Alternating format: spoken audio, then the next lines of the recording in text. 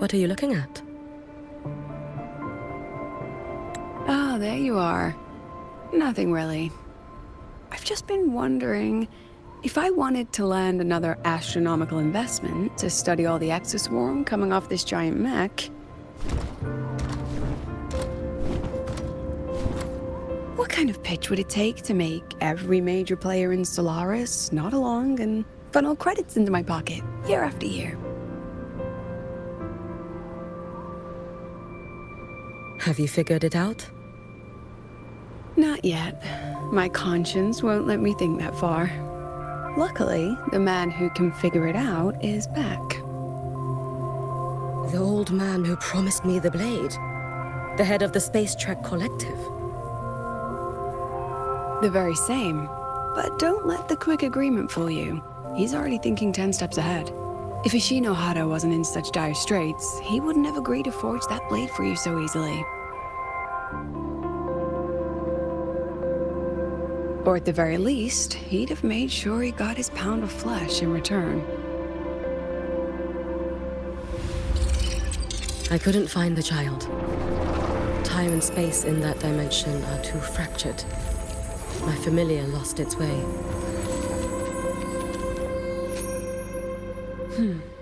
Then we need something that can hold out longer. A better way to search?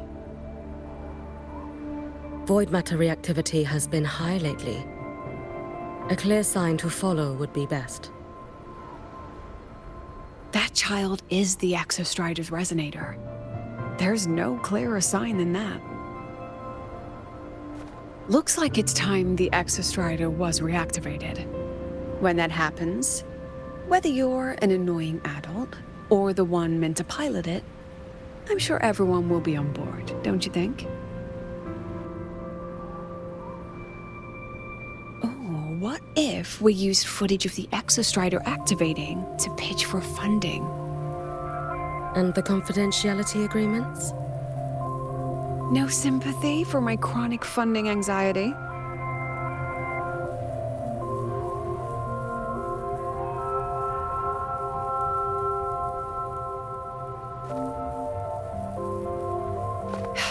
Fine. Go to Honami. I already approved your leave of absence. Why? To test the blade?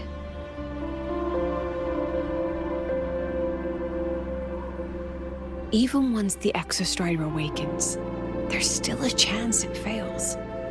If it does, what you sealed in the Dimmer Plains becomes a liability. But it could also be our ace in the hole. So, before I give you the thankless task of guarding those planes, go deal with matters of the heart first. Understood. I will return in 1 day. Take 2. Give yourself a day to look around. Go on. A Black Shores member will meet you there. I still have all of Dr. Luke's mess to clean up.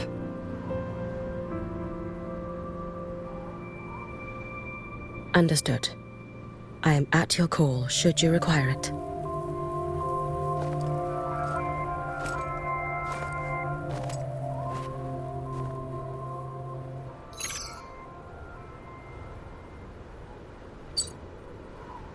Yes, I'm listening. So it's about Denia. I see. Let's discuss it in person.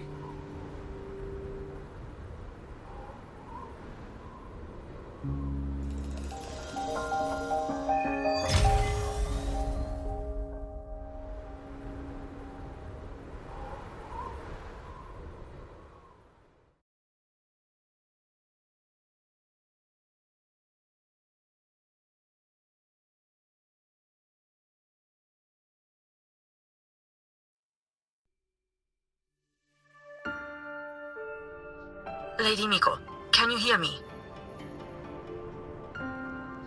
Yes. You may call me Hiyuki. Understood, Lady Hiyuki.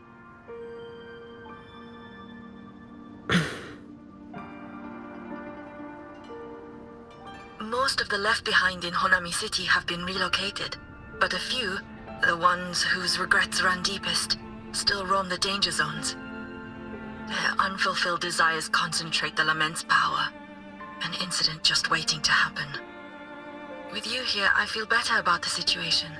We didn't expect you to take this on yourself. Protecting Honami is the duty of the Miko of Flaming Sakura. I thank you for your support. Actually, I have a favor to ask.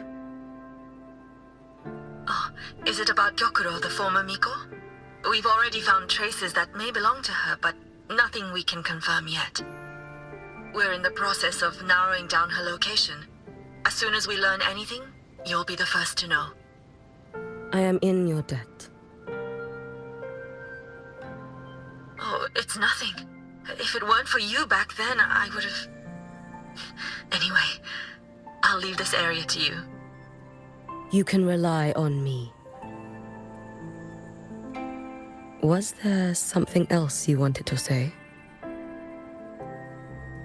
Nothing, Lady Hiyuki. It's just... Thank you for everything you do. Goodbye.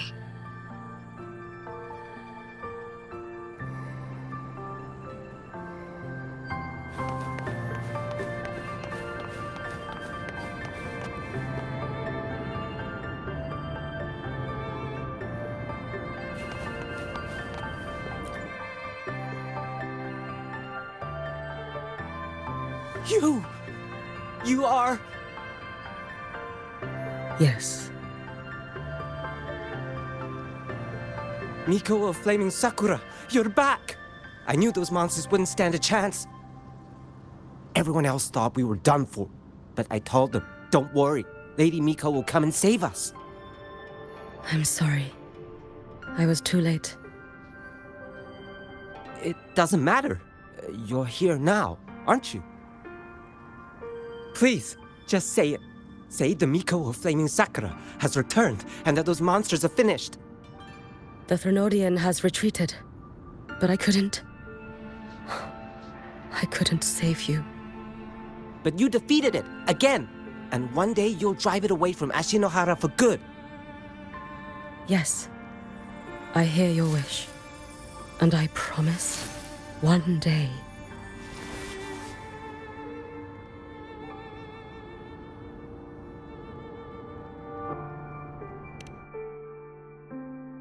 I failed their hopes. No matter how many times we drive it back, the Thrunodian always returns. When will we be freed from this nightmare Ashinohara?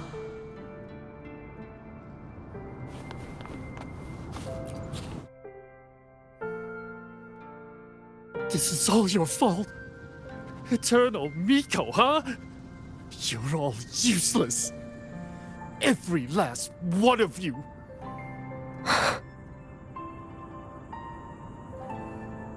How do you even dare show your face in Hunhami?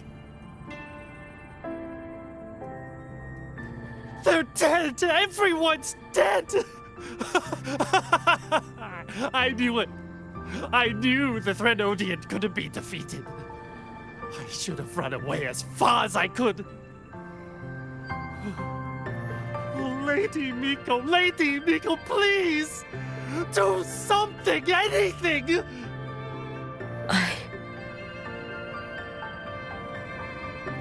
Powerful people like you won't die even if you lose. What about us? What about ordinary people? Just wait to be torn apart? I knew you couldn't hold the line. I knew it couldn't be killed, but how do we go on from here? Lady Miko, heroes, tell me, what should we do? If you need someone to hate, let it be me. It's all right.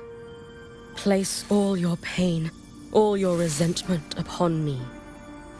May your soul be granted a moment of peace.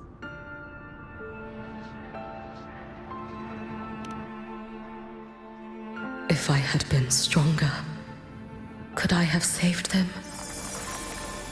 If only I had more power.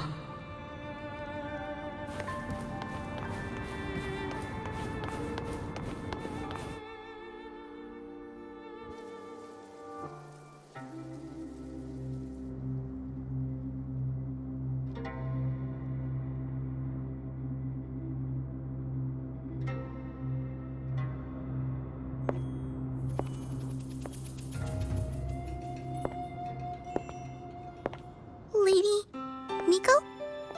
Are you the Lady Miko?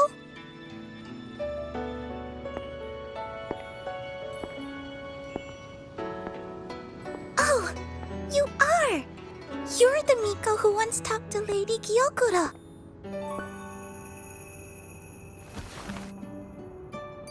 She told me about you.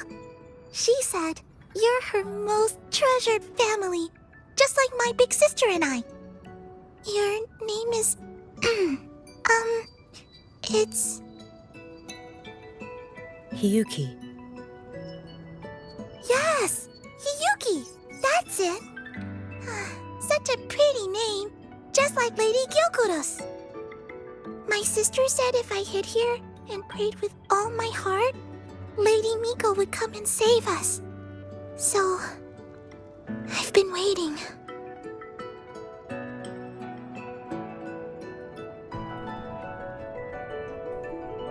Little one, what's your name?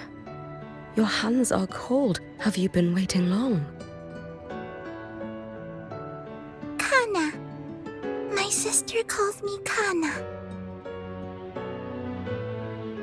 Lady Miko, you're finally here. But my sister... she... It's all right. I'm listening. She asked you to wait here, didn't she? Ah, she must have trusted you very much to give you such an important task. Task? Yes, a task. If not for you, I would never have found this place. You did well, Kana. You completed your task perfectly.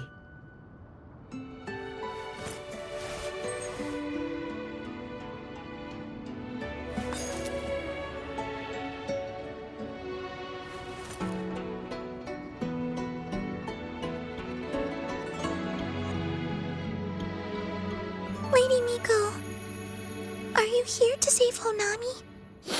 Then, is Honami safe now? Honami will be fine. Sister said you carry everyone's wishes, that you're the strongest. I knew you'd come and fix everything.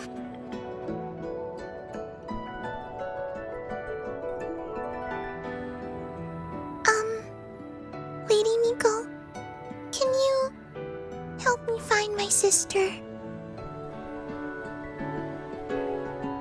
Of course. We'll both get to see our sisters again soon.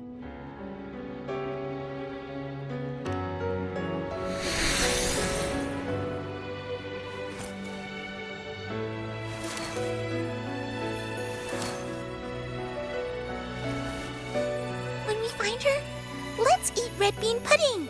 We make the best red bean pudding in the whole world. If you come try it, everyone will want some. Then you'll need to make a lot of it. Can you manage that? Pinky promise. We'll make lots and lots of pudding. Then, even if the Trinodian comes back, we'll have something to eat and we won't be scared anymore. It's a promise then. We'll make a lot of pudding.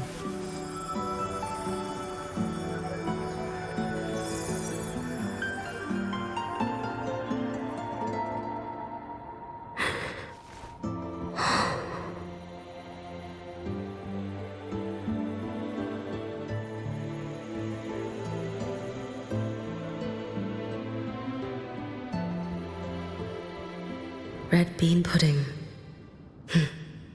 Gyokuro always did have a weakness for sweets like that.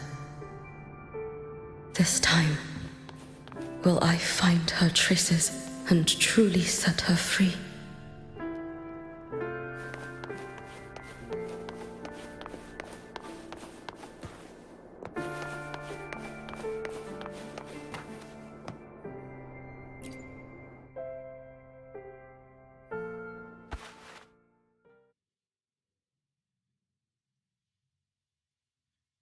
Hello, Lady Miko. I've been waiting for you a very long time. My final wish was simply to see you one last time. Your final wish? Yes, it's all right. I know I'm dead. I know I'm what they call a left behind now. But I thought if I'm going to remain like this anyway, I might as well get what I wanted before I disappear, right? I've heard of cases where the left behind remain aware of their state, sustained by powerful desires, but for such a simple wish. You truly only wish to see me again. I mean, you are a legend. You've been the Miko of Flaming Sakura since my great-grandmother's time. When I heard Honami was in danger and that the Miko of Flaming Sakura would meet the vanguard, I rushed here just to see you. You shouldn't have taken such a risk. If you wished to see me, you could have gone to the Flaming Sakura. I know. Everyone says you can just write your wish on the plaque and Lady Miko will see it. But I worried. What if it never reached you?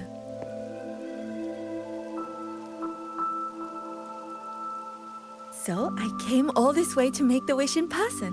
I wanted to see whether it would come true.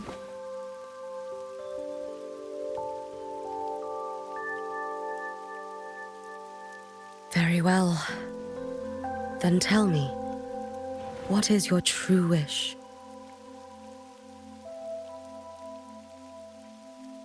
I wish for world peace, for people to stop living in fear of the lament. I want everyone to survive it. Lady Miko, my wish is that there will never be another Miko of Flaming Sakura.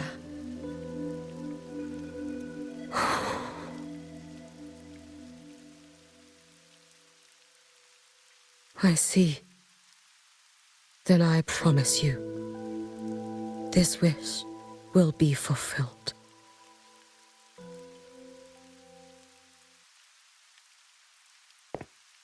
I know it will.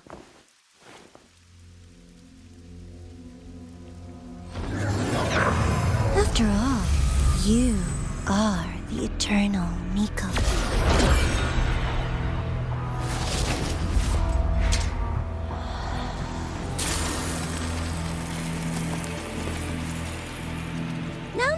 No need for that, Lady Miko. If you wished, you could cut down this avatar at any moment. But I think you'll find this far more interesting.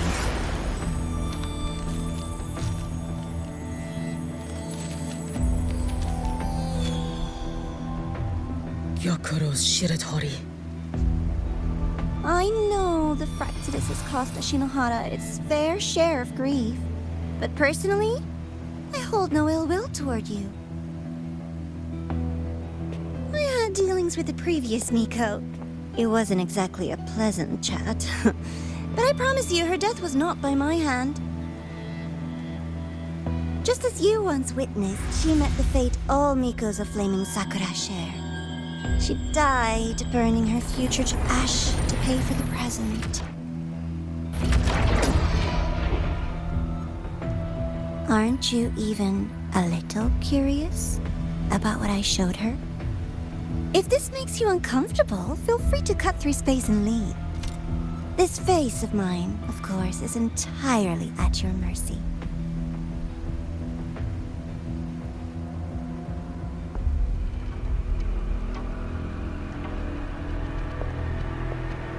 No need to dull my blade.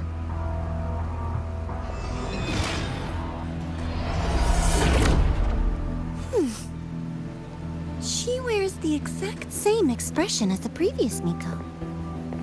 I suppose one day she too will be reduced to ashes by her own wish. Oh, Eternal Miko. Is she simply arrogant? Or just a coward?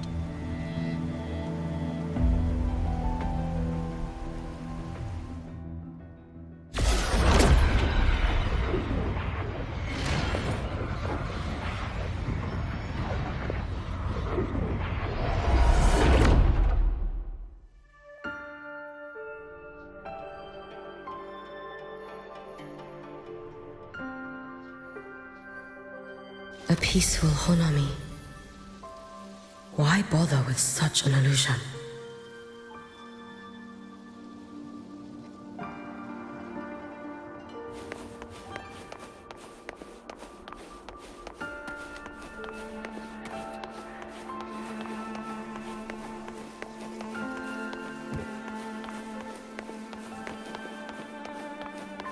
Hey, think I can take tomorrow off.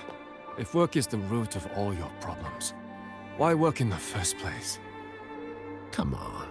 If work is your biggest problem, then you're probably already living a pretty good life. Kuro.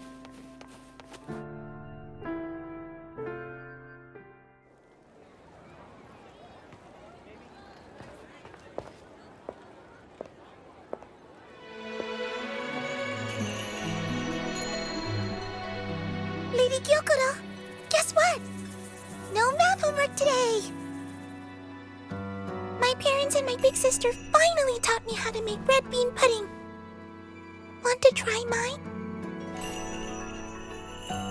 I'd love to. You know I can't resist red bean pudding. Wouldn't miss your special batch for the world, Kana-chan. Yay! I'll go make it right now.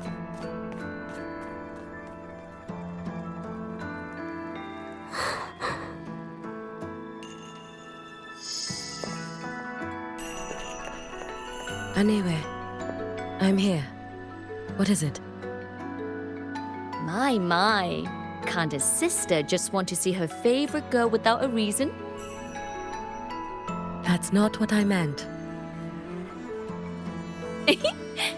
There's that serious little face. I just wanted to chat. Always relaxes me. So, how are things at the Flaming Sakura? The usual. Many came to make wishes. The Thronodian's active cycle is almost here. Death will be a frequent visitor to Ashinohara once more. Prayers for safety, peace, victory. They pile up thickest at times like this. The Miko of Flaming Sakura is the bridge between people and the divine. A wish jar for all their hopes. We must listen to every single one. Lately, I've been hearing you ring the sutsu. To grant those wishes, you burn your future using the sutsu's power. Continue, and one day there'll be nothing left to burn. You should have stepped down already, Aniwe. Let me become the Miko of Flaming Sakura. Let me inherit the sutsu.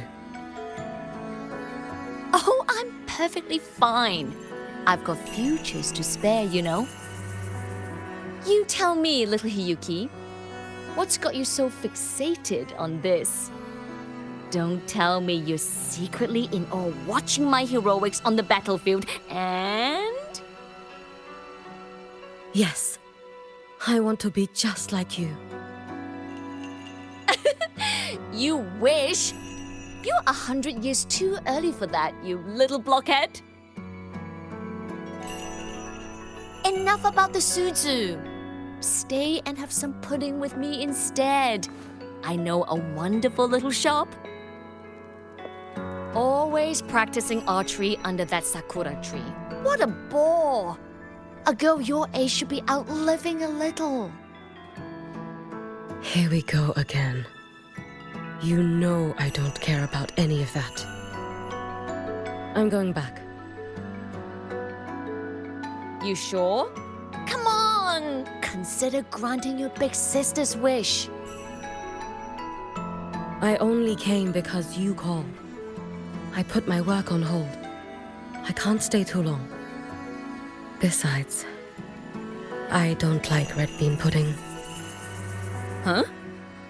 I keep forgetting you have the world's most boring palate. What a shame. I'll just have to enjoy all by my lonesome then.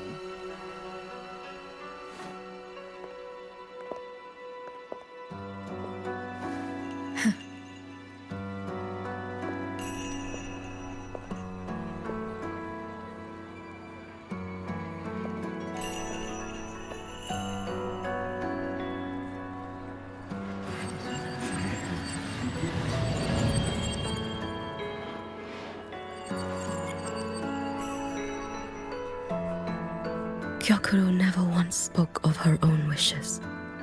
She lived only to grant the wishes of others.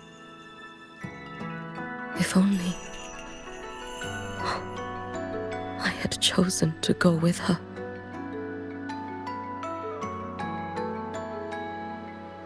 I should go there.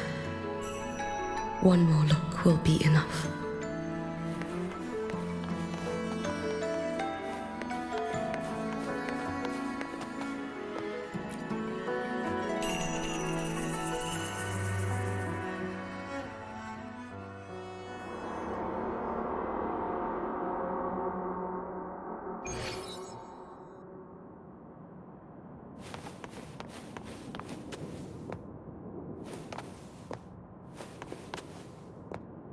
Still regretting that you didn't step into that shop and try that red bean pudding with the former Miko, aren't you? What's your point? The peaceful streets of Honami, the sweetness of red bean pudding. You know none of it is real. The illusion didn't deceive you, Miko of Flaming Sakura. You were the one who deceived yourself. Desperate to play pretend? Why not commit? Please, this performance is only beginning. Miko of Flaming Sakura, do not forget the regret you carried here. You never forgot the lives you failed to save, nor their final, fading cries. You've been watching me? Among all the Mikos of Flaming Sakura, you're the most special. Only you could peer into the Sutsu and see a future so utterly pitch black.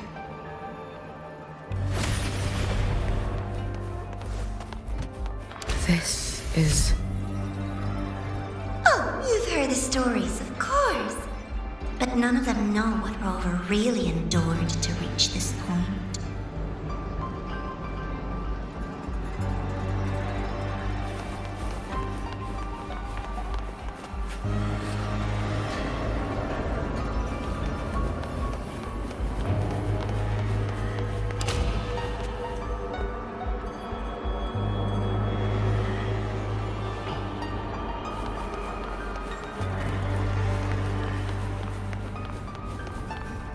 Rover.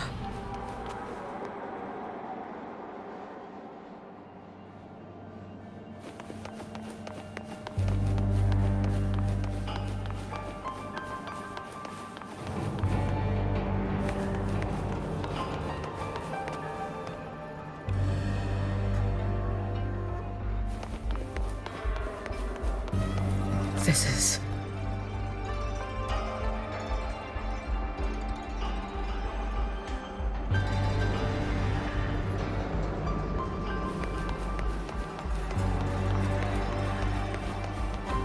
The Threnodian.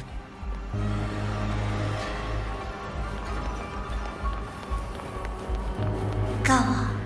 The next act awaits you.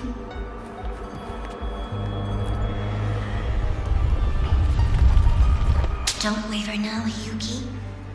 That instinctive revulsion you're feeling will guide you down a path diametrically opposed to my own. You must walk this road. Only then will you understand, accept, and finally see where you went wrong.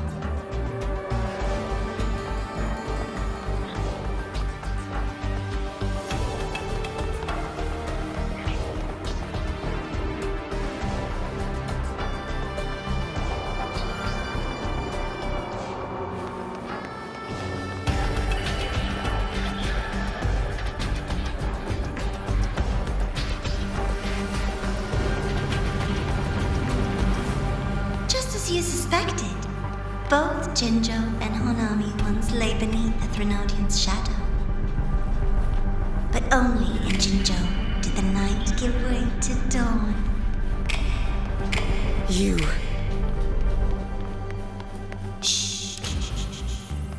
I would never deny their achievements or hide the price they paid. That is their pride. And likewise, I would never deceive your eyes. Rover. Did she truly consume the Threnodian's power?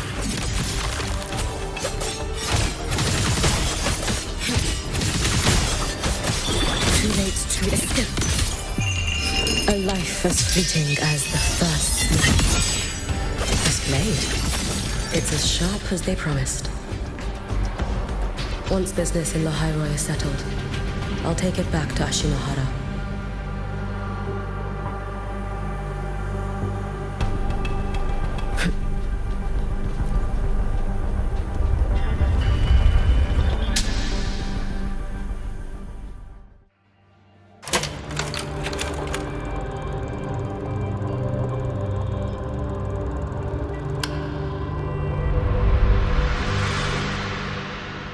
You needn't doubt. This is, in fact, my ploy for you. What else would you call laying the very path you've dreaded most bare before your feet? Keep walking. The way forward is the only way left.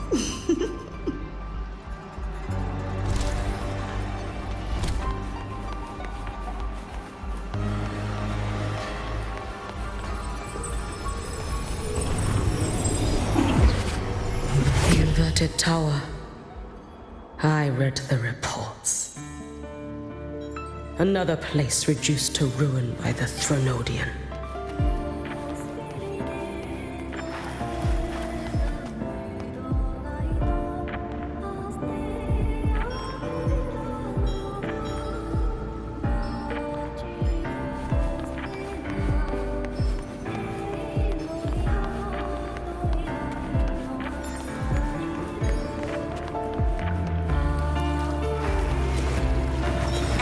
That placed its faith in the Sentinel, yet its blessed maiden was spoiled by the Threnodian Leviathan. Deliciously absurd, isn't it?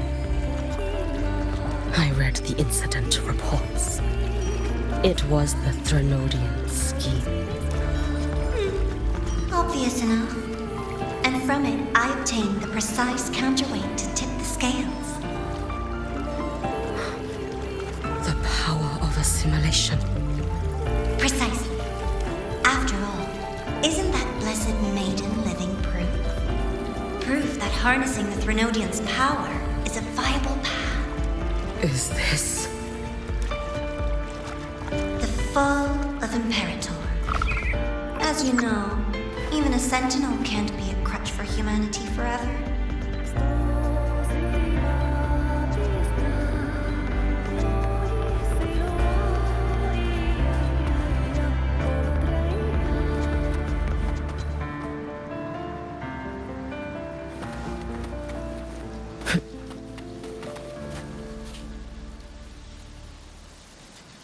Let's get moving.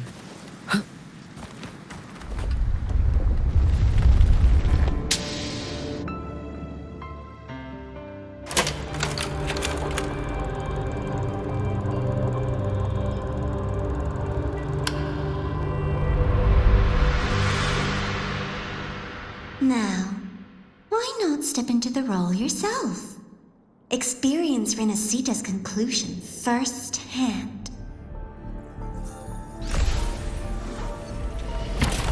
Oh, and I made a personal appearance for the grand finale in Renacita. I couldn't very well abandon my rather childish subordinates like that, could I?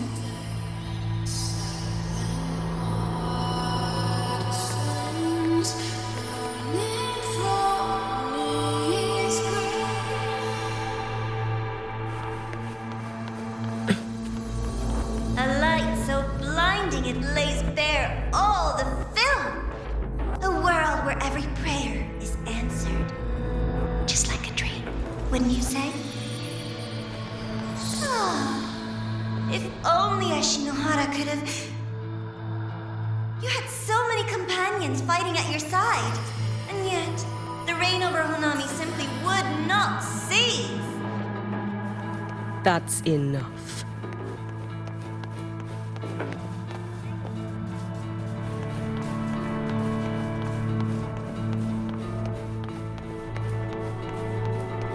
Every single time, she succeeded in saving them.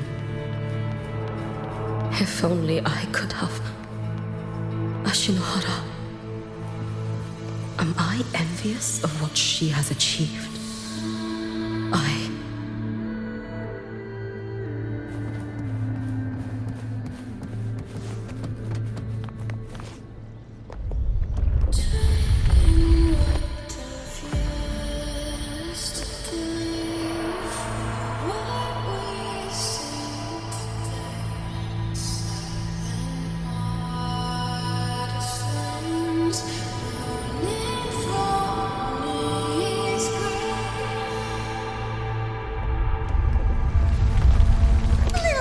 Show before the end.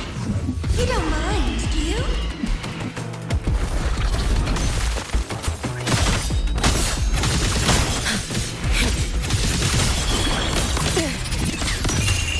A life as fleeting as the first night. So persistent. You've prepared for this, have you not? 4 wishes spoken. This vessel, my blade had been keener. Could I have... Is my focus slipping? Why is this even surfacing now?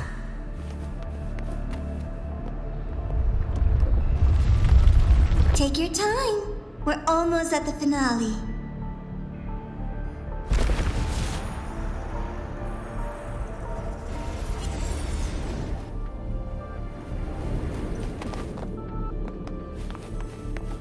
Come, let's go.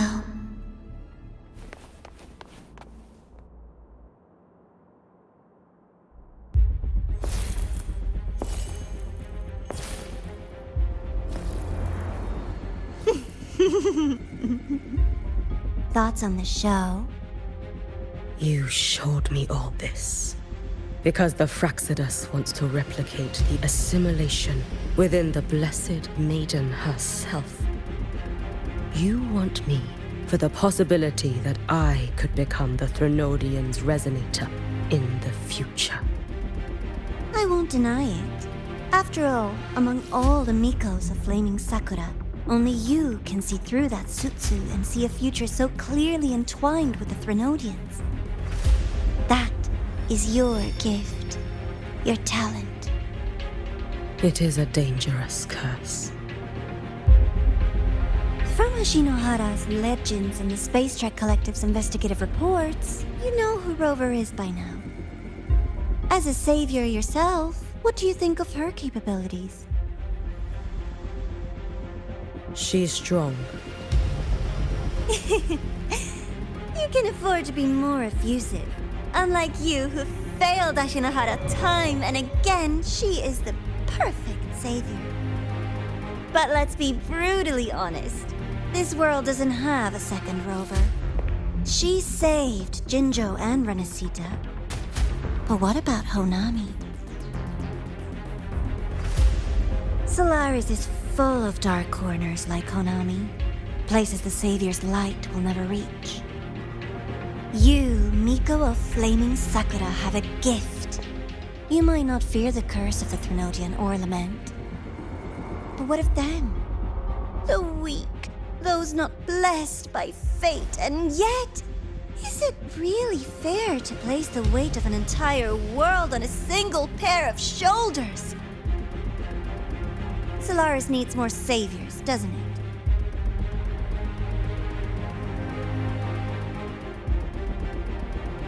I'm just using the Threnodian to bring more of them into this world. You mean you want to use its power the way Rover once did? I've tried before, but a miracle like Fleur-de-Lis requires a billion coincidences. And Mia? Nothing but the delusional ravings of Leviathan. Even the one that appeared in Renacita at the end was just a hollow, mute shell. But with your help, everything changes. You could wield the Threnodian's power just as Rover did. Onami would not be a ruin, and Ashinohara would finally have its true savior. I have to admit, your proposition is tempting. I desire vengeance against the Threnodian. That is why I seek greater strength. I stayed in lahai-roi to forge a blade sharp enough to kill it. But I will not discard my dignity as a human for it. I will not become the very horror I hate. Not even for retribution. You stand on Honami's soil. You stand on a graveyard of millions. Go on. Ask them if your dignity as a human matters. I think they tell you that simply staying alive is what matters. Eternal Miko, you know your limits. You've crawled through countless defeats, barely protecting Ashinohara from the Threnodian's assault. But what of the future? You are no savior like her. When you fall, who will take up the Sutsu? Who will walk this lonely, futile path next?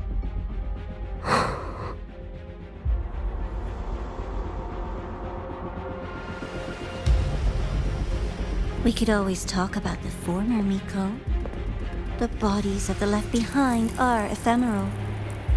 You'll find I have a far more durable proposal.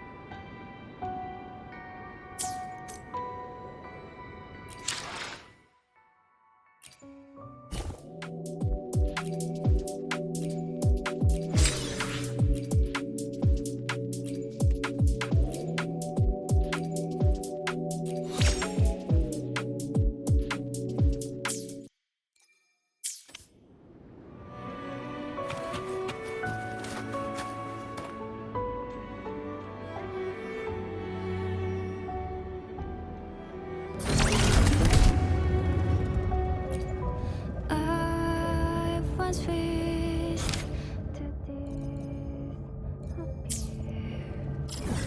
when the stairs were burning away.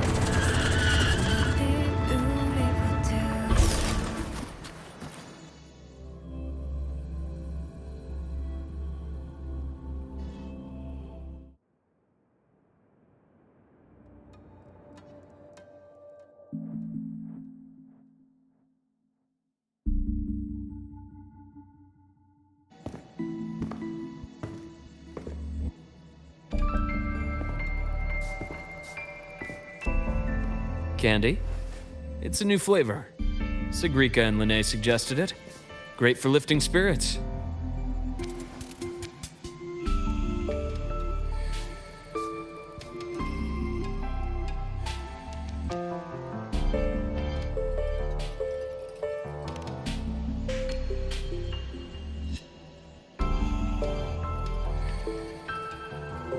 All right, Luke.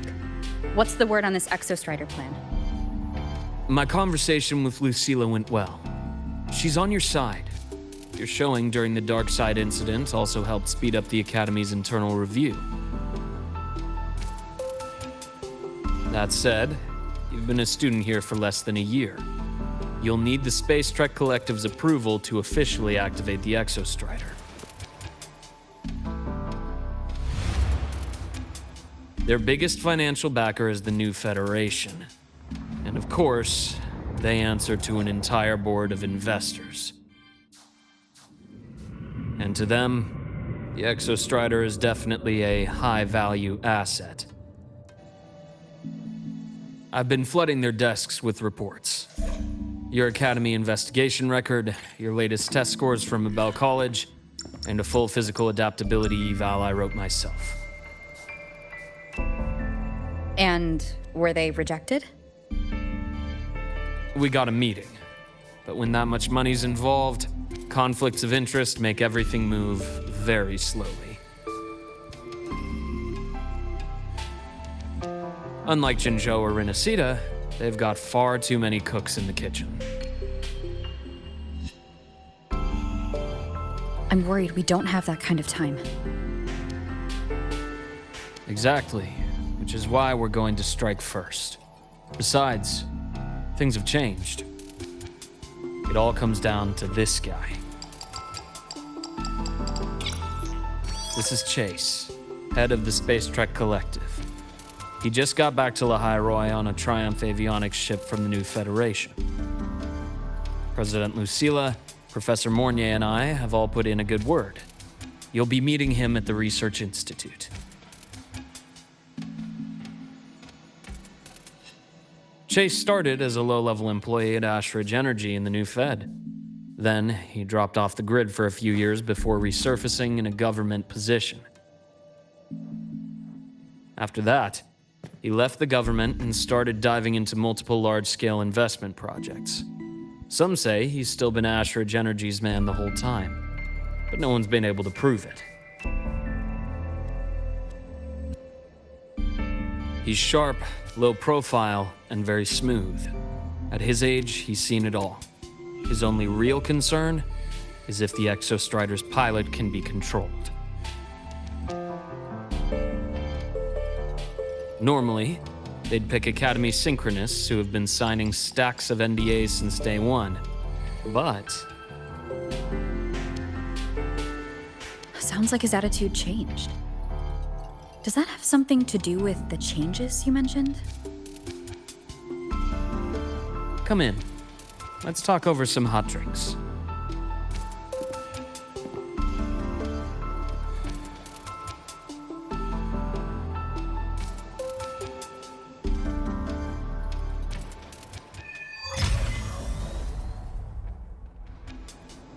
I heard Lucilla asked for your help after the ceremony. How did it feel working with her? Well, at first she was pretty dominant, steering the conversation the whole time. But now I understand it's because this academy means so much to her.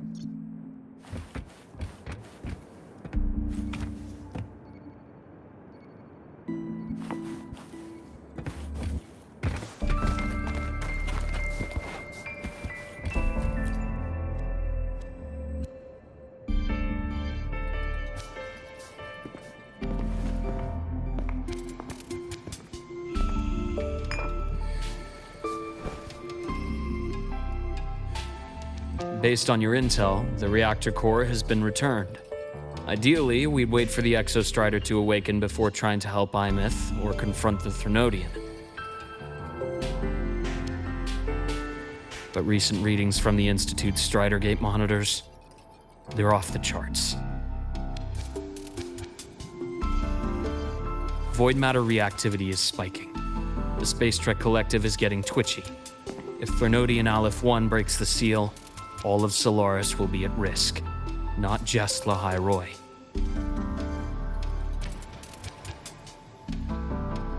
Now, the Collective didn't establish itself here without binders full of contingencies for a Threnodian event. Problem is, every one of those plans would scorch decades of scientific progress. Which, in our case, actually gives us some leverage. Enough to have a real conversation with their head. Then I'll convince him. I'll show him the lowest casualty count is the only one that makes sense. He'll have to approve me as the synchronist who pilots the Exostrider.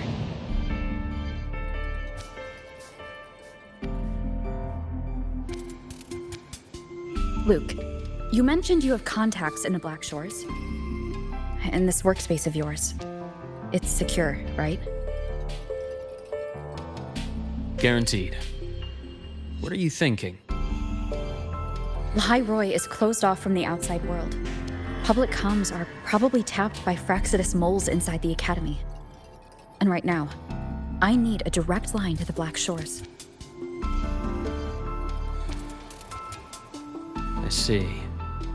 Give me a moment. I'll establish the link and leave the rest to you.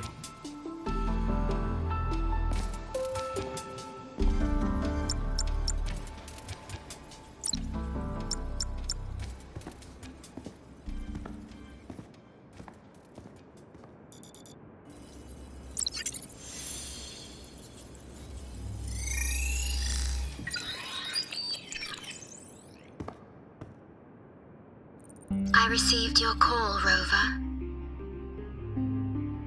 Is the situation in lahai-roi that dire? You look exhausted.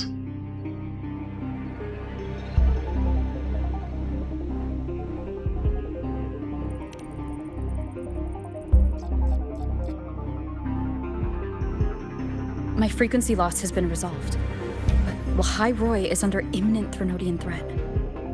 I need your help, Shorekeeper. Understood. For this purpose, both I and the Black Shores exist.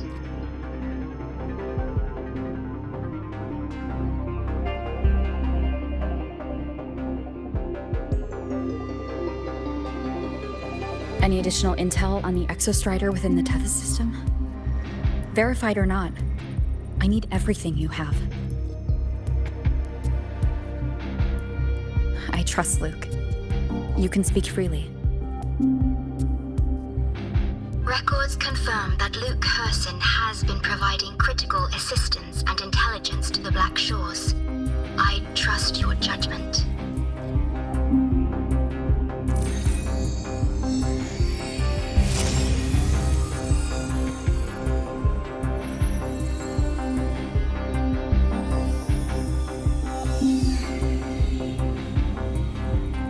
After the founding of Star Torch most information fell under their seal of secrecy. However, in its early days, you mediated negotiations between the Academy and the Roya. Through that process, the Black Shores gained partial access to certain archived insights. The Space Trek Collective fears that due to the Exoswarm's division, the Exostrider, even upon awakening, might not have enough power to face the Threnodian. This concern led to the Augmented Resonance Initiative, the Synchronists. Observing how Sentinels work with their resonators, they theorized that the Exostrider, sharing similarities, could amplify its power through a resonator as well. However, considering your link with the Exostrider, the Tether system does not recommend this method.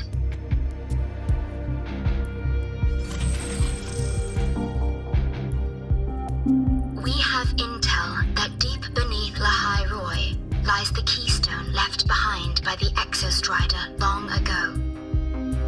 It rests directly atop the seal on the Strider Gate. You can think of it as a kind of lock. You do not need a cockpit to pilot the Exostrider. So long as its activation sequence remains unobstructed, you may pilot it using the keystone. Is it because I'm its arbiter? Precisely. For one who shares its origin, a cockpit would be more of a hindrance. As for Imeth, I think Dr. Luke's proposal is viable. You mean using the exoswarm-like shell that appeared in the cockpit to look for her? Yes. The connection between frequencies will help. Rover, bring her with you when you activate the Exostrider. Sure. While I'm there, the Black Shores will need to keep a closer eye on lahai-roi. I understand. I'm counting on you, Shorekeeper. As long as I may be of help to you, I am content. Please return safely from the Strider Gate, my star. I will. Don't worry.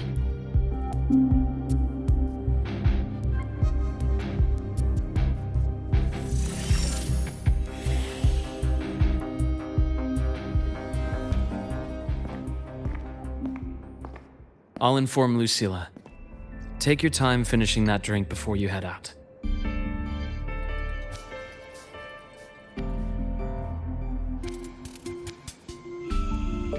What do you think? I'm about to ask a man to sign off on a crazy plan. And I can't even promise him it'll work.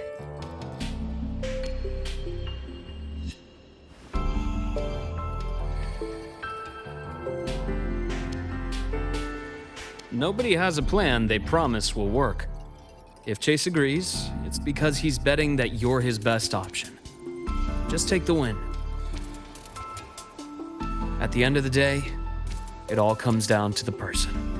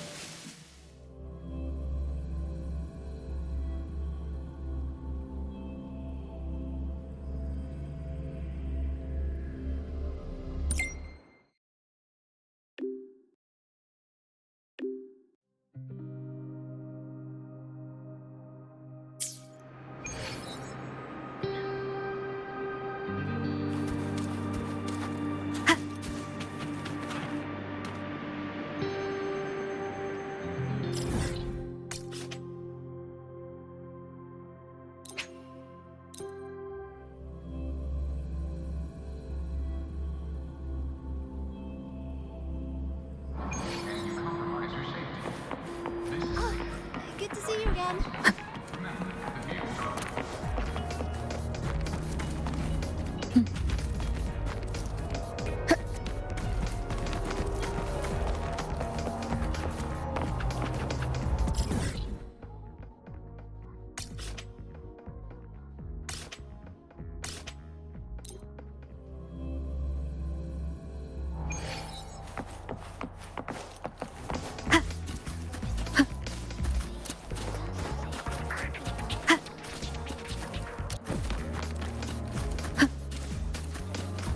Which button do I press to set the alarm?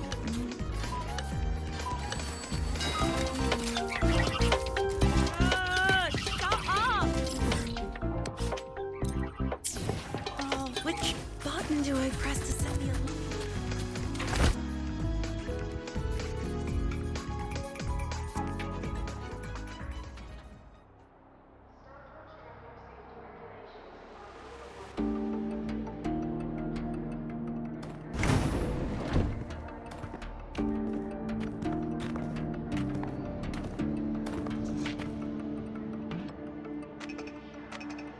Mr. Chase, this is the student I mentioned, Rover.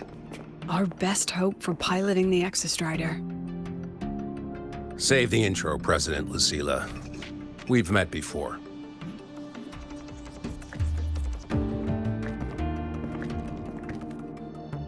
Before? In my past life at the Academy? Let's just get down to it.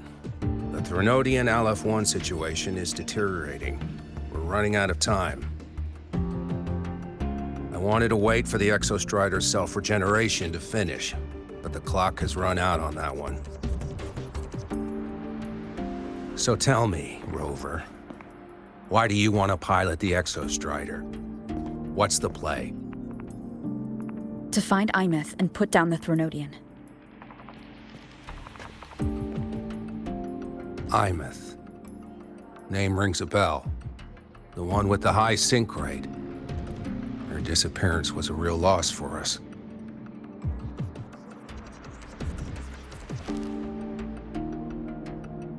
She's beyond the Strider Gate.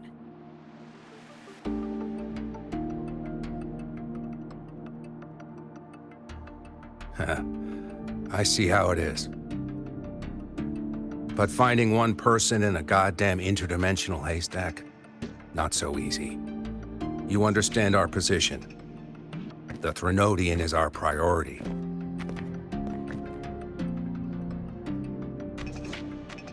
Stopping the Threnodian is my priority too.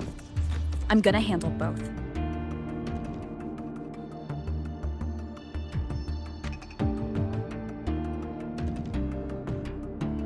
Look, we have the same objective. So like you said, let's just get down to it. If void matter erupts, lahai-roi is ground zero. Every one of your projects will take a hit.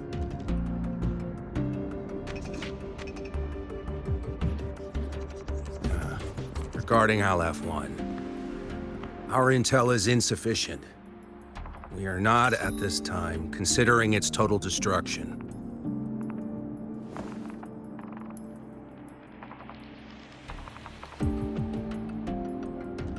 What we need is for the Exostrider to reinforce the seal on the Strider Gate. To do that, we need a qualified synchronist, and we need the Institute's drive replica. When that gets embedded in the Exostrider's chest cavity, then its repair is complete.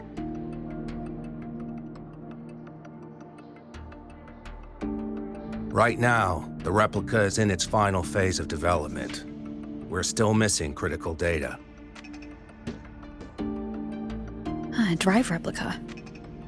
Is that what you're building from the fallen reactor drive after Helios was launched? Correct.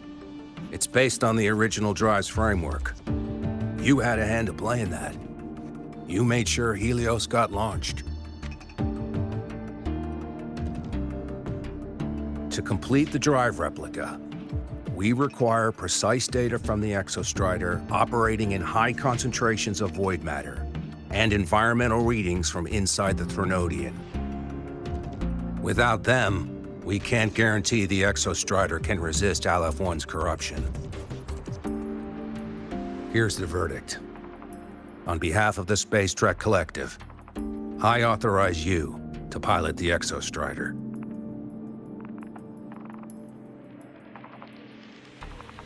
But remember, our objective is the data. We need readings from the high concentration zone to complete the replica.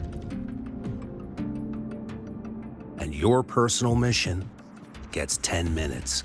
That's the max duration our void matter barriers can cover the Strider Gate once it's opened.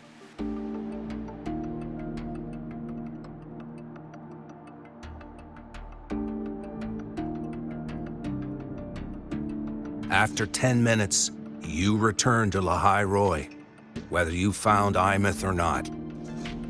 Do you accept?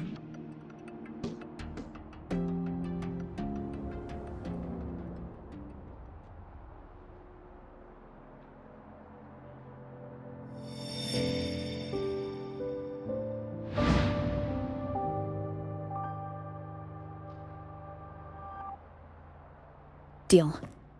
One more thing. I won't be using a cockpit. Just show me the way to the Keystone and have the Exostrider ready. That's all I need.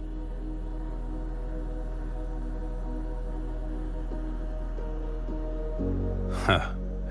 Still full of surprises. Always bringing us the unconventional. Lucila, run a high-pressure sync test for the Synchronist. I've seen the physical eval, but I want live data for validation.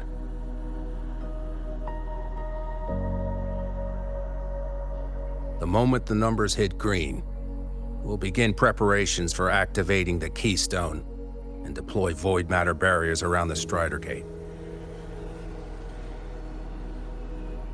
There's something else. I need a favor. Go on. The Frexidus is lying low. Even after failing in the dark side, they could move the moment the Strider Gate opens. Ah, that's what's on your mind. Well, I have an update. Remember Sigrika's friend? The somewhat lackadaisical one?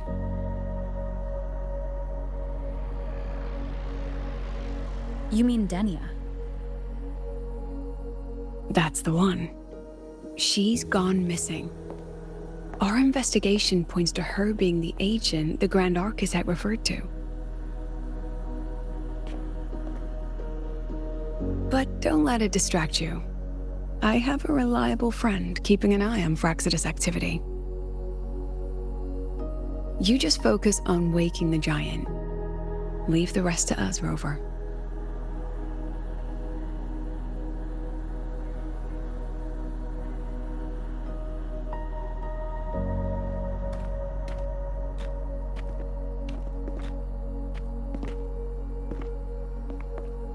Black Shores just sent a formal communication request. They're offering full support for lahai-roi's evacuation, if it comes to that. You handle it, Lucila. You have a better read on the situation than I do. And you're better at talking with that student.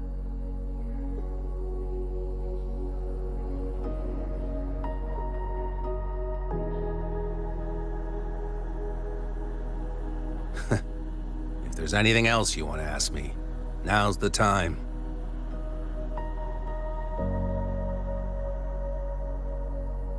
I'm surprised you're placing this much trust in Rover, authorizing her so readily. Any particular reason?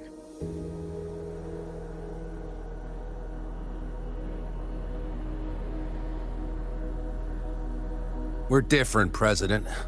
I'm a businessman, and businessmen trust their instincts for a good investment.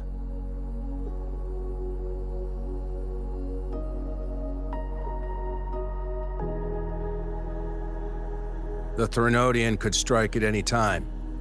Given the circumstances, lahai-roi may have to be written off. And with the timeline we have, relocating the Exostrider is impossible. If we're gonna lose it anyway, why not let her take one last swing? Understood. We still need to prepare for the worst-case scenario. Of course. If this fails, we'll initiate the backup plan. Duskvale.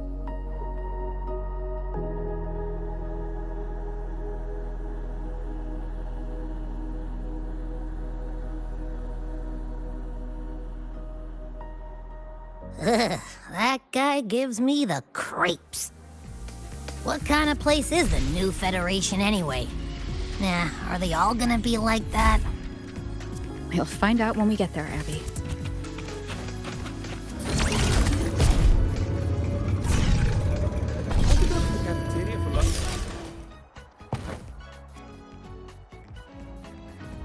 So you're that student, huh? I'm Sakia. I'll be overseeing and evaluating your test today. Lucilla filled me in on everything.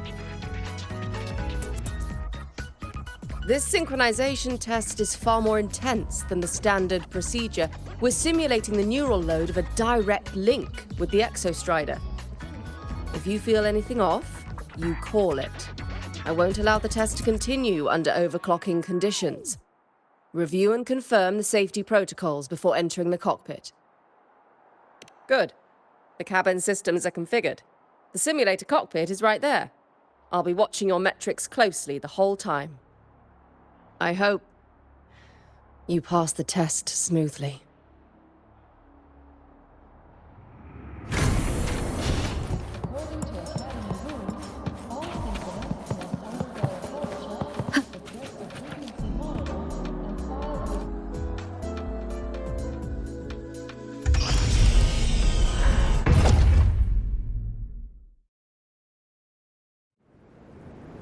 Neural network connected. Tactical model constructed. Resonate vital signs synchronized. One with the sound.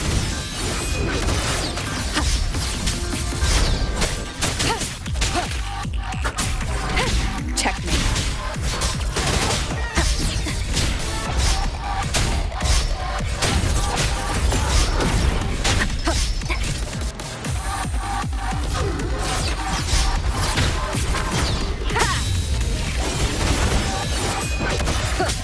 Down with the curtain!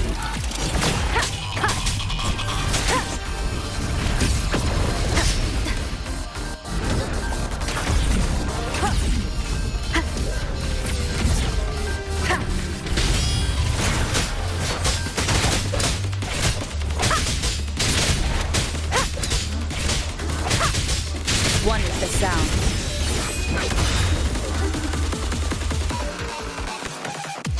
Test complete. Recording synchronization rate data. Cockpit opening. Please exit according to the safety protocols.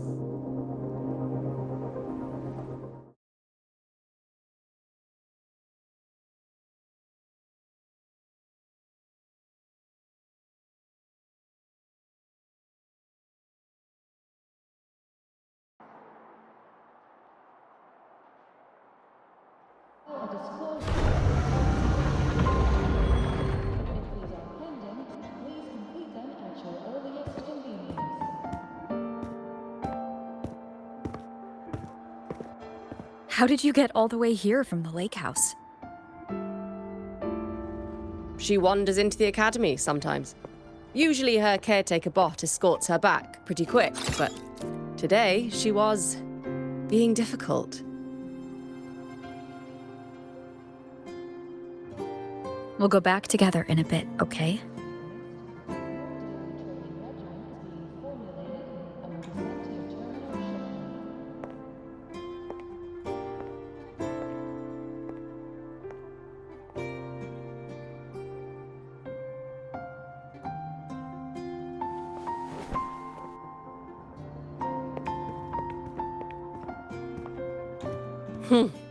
So the little terror can be quiet. Never thought I'd see the day.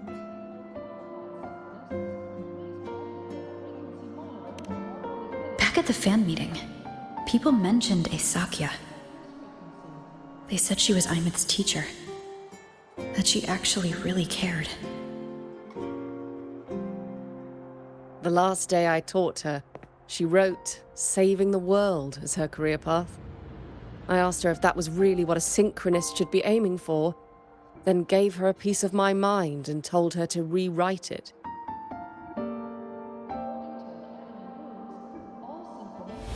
She didn't even get upset, just smiled, took the form and walked away. She never stepped out of that cockpit again. Now she's back, but not really. What a headache of a student.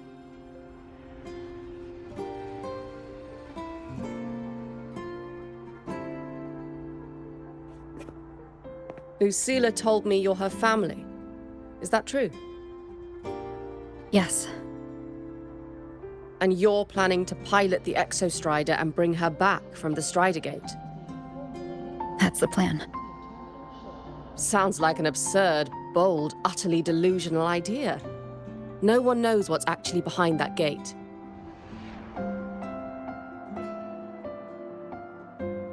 I know. When Imeth went missing, the cockpit recorded an abnormally high synchronization rate. We couldn't verify it after she disappeared, so it was never officially logged. Your test results are just shy of hers overall, but in some sectors they're even higher. You've passed.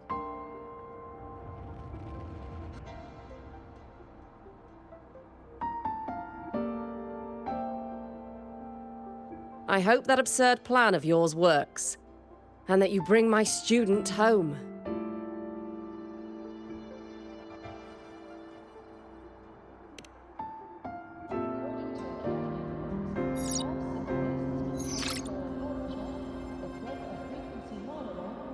The results are out, but preparing the Exostrider will take time.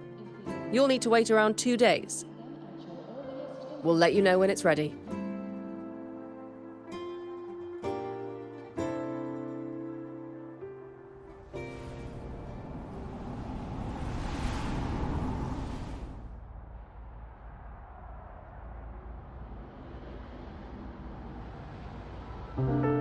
Cassette.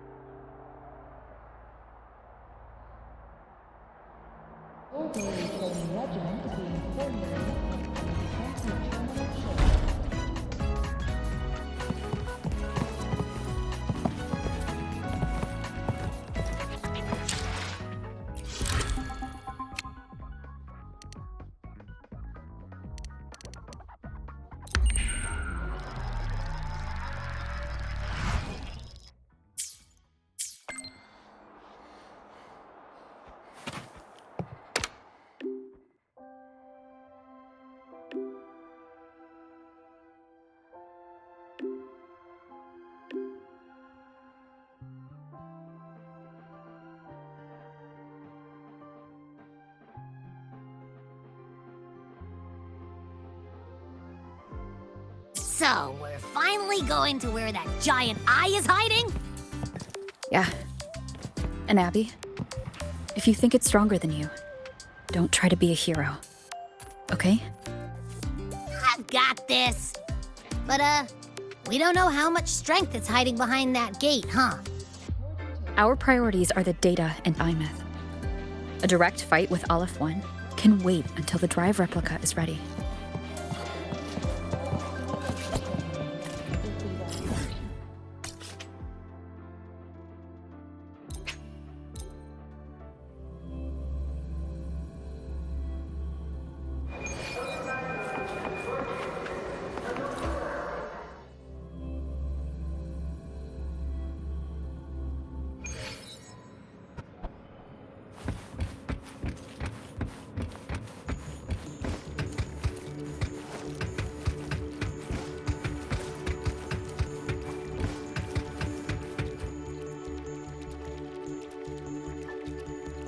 Hey, Rover, are you leaving now? Yeah, I was worried. Figured I'd catch you before you left.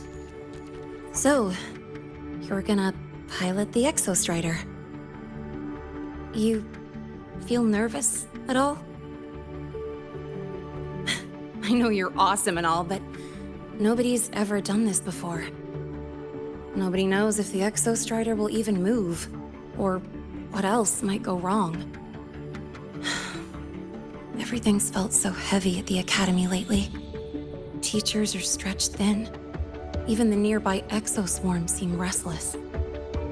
Lene, are you nervous? Okay, fine. Is it that obvious? Look, after I aced the entrance exam, I thought, sweet, life's gonna be packed again, non-stop, like it used to be.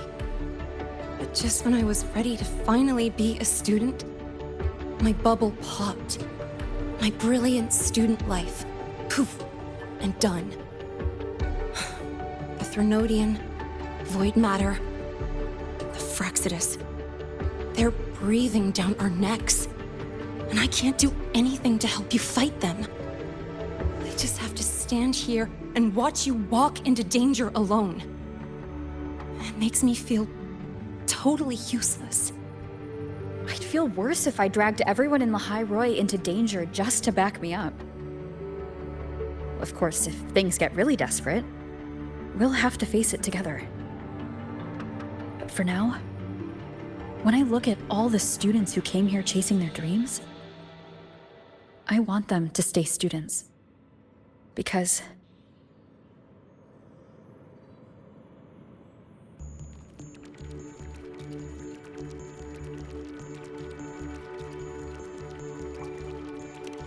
come on, you're a student too. We're just kids to you or something? But I get what you're saying. Making you waste time on a pep talk when you've got a world to save? I do need to grow up. But I won't just sit around. I'll be on standby. Whatever the Academy needs to support your mission, I'm in. And when this is all over, we're going for a drive.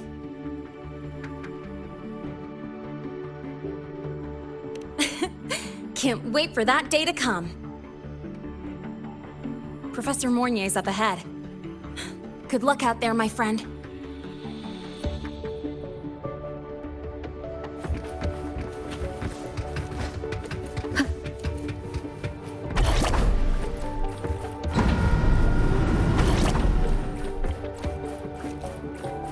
I don't care if she only wants me as a janitor.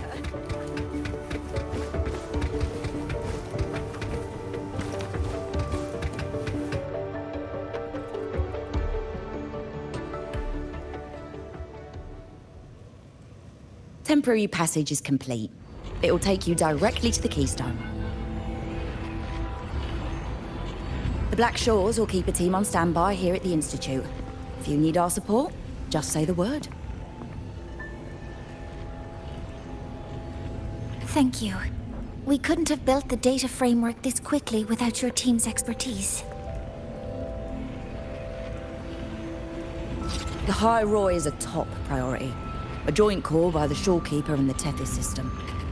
Oh, Professor Mornier, your guest has arrived.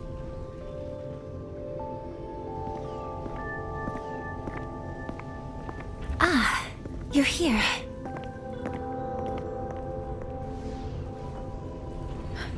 is that the way to the Strider Gate?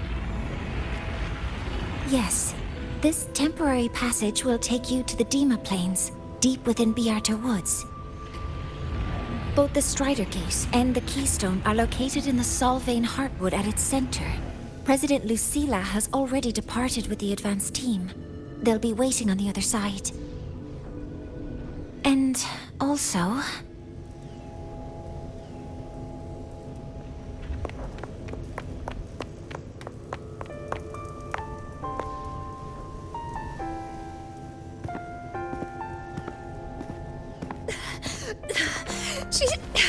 She's too fast. What happened? Professor Monnier, she suddenly bolted into the cassette depository and took this. This is...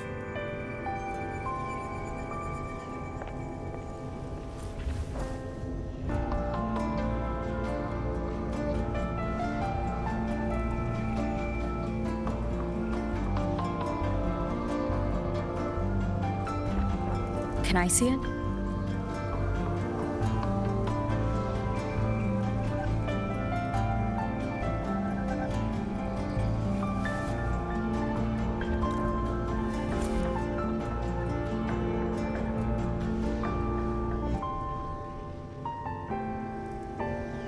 I'll give it back in a moment. Mornier, do you see what's special about it?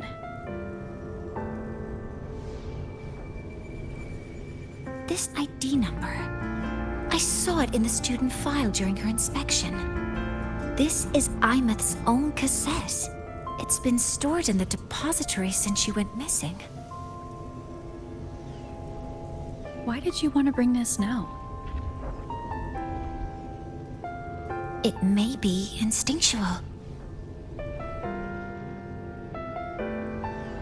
Dr. Luke did say this exoswarm-like shell shares a frequency link with the real Imeth.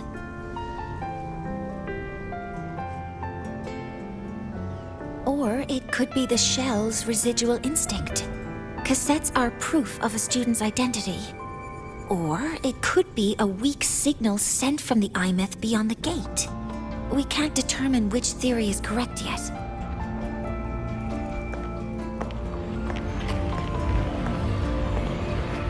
However, this does remind me, carrying a cassette into an unexplored Voidstorm zone follows standard exploration protocol.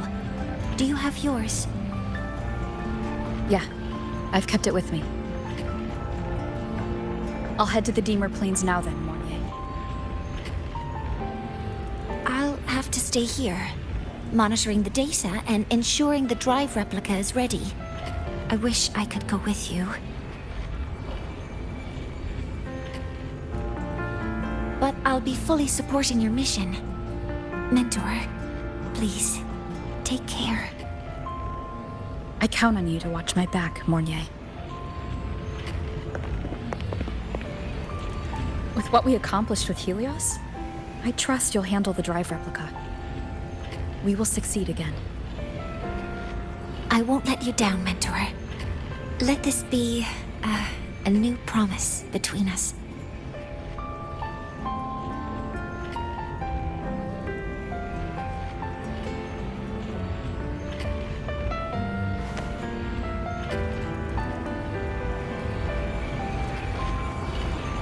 Let's go.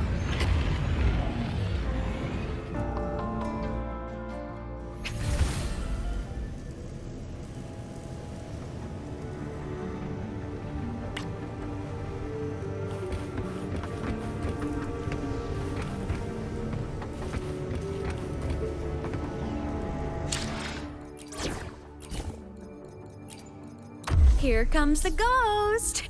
Boo!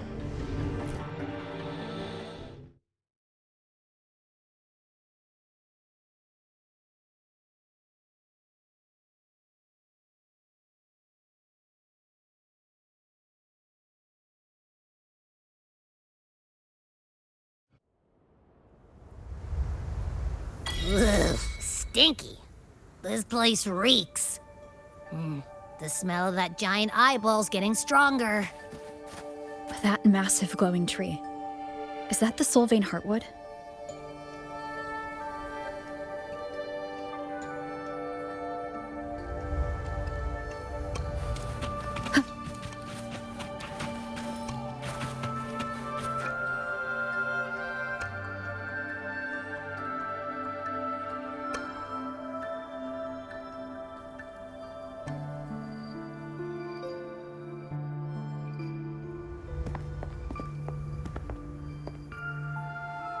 That Miko.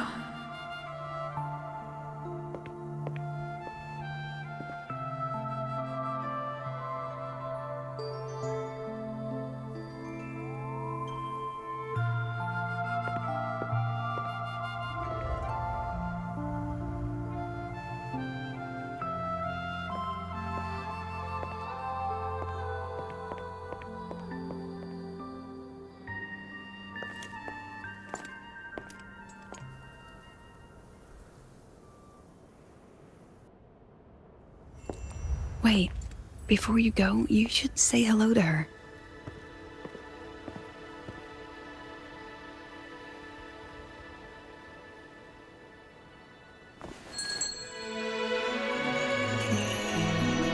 This is Hiyuki. I told you about her before. The only reason we could set up the monitoring equipment so quickly is because she cleared the way for us.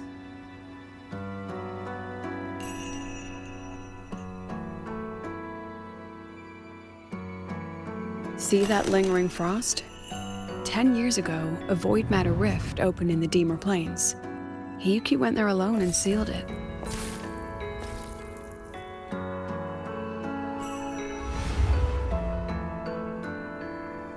Thanks to her efforts, the Space Trek Collective and the Roya were able to fortify the seal successfully. Every task the Academy assigns her, she completes flawlessly. Were she to have a flaw, though, it'd be that she goes through blades like nobody's business.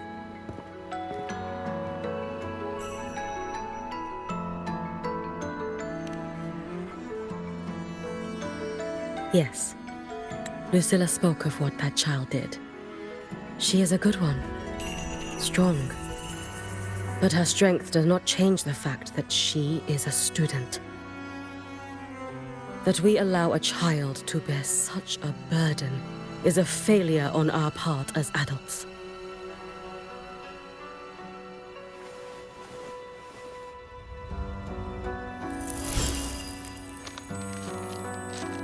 I sent this white bird to search the void matter's concentrated depths, and I am certain I felt her frequency.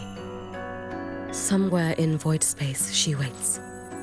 The collective pursues what is right, but your quest to save the one you hold dear, that I understand. Very good. But I'm afraid we can't say more than that, okay? Right now, both sides want the same thing. That's the best we could ask for.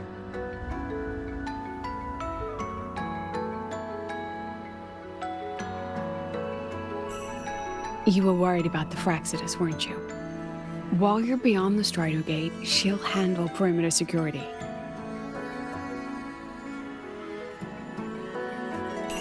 She's hunted both the Threnodian and the Fraxidus for a long time. There's no one better for the job. Right, Hiyuki? Yes. Those two Fraxidus members. I will track them down. Here. Take this. The white bird carries my power. It will shield you. Should you lose yourself in the void matter, it will also guide you back. Hiyuki is part of Star Torch Academy's Special Response Force. She works from the shadows. She's been an incredible help to us all. If, in your fight with the Threnodian, you require aid, you may make a wish to me.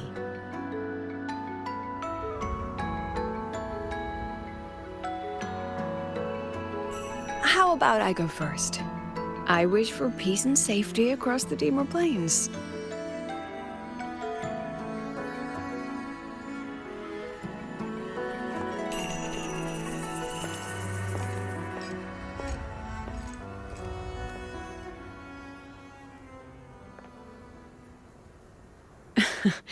Hiyuki is the strong and silent type. Spend enough time with her, though, and you'll find she's rather fascinating. Why didn't you introduce us before? Why the reveal now? No point in hiding what's already in plain sight. Besides, you're both strong, and it's safer if you work together. What did she mean, make a wish? Just what it sounds like. But don't make one unless it's life or death.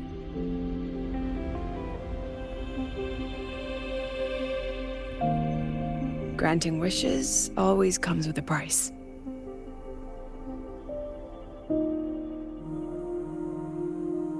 I've sent you intel on high concentration void matter zones.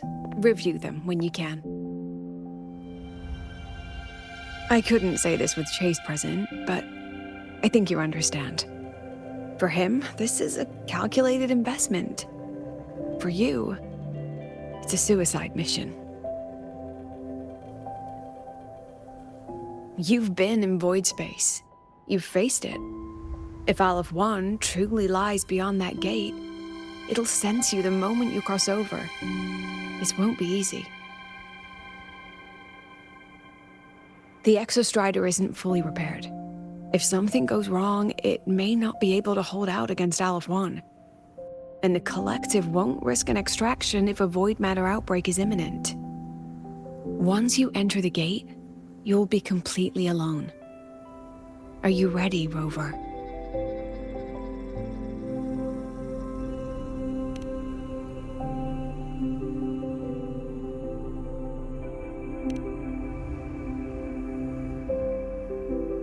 I've been in situations like this more times than I can count.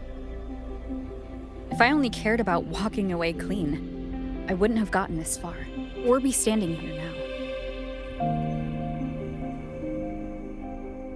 So, thanks for the concern, President. But I've been ready. Very good. I'm relieved you've thought it through. I'll be here with the others, monitoring the void matter barriers. If something happens, I have to respond immediately as the Academy's head. We'll probably be able to maintain a data feed, but based on past intel, the void matter's disintegration effect will destabilize the signal. It'll likely cut out once you reach the keystone. From that point on, every call is yours. I understand. President Lucilla, we've checked her condition. No signs of void matter contamination. She's stable.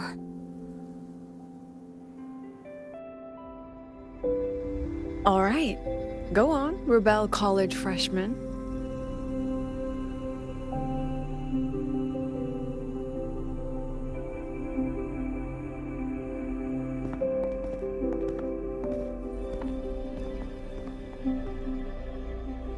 The students and faculty of Star Torch Academy have been waiting for the day the Exostrider awakens. May you return victorious.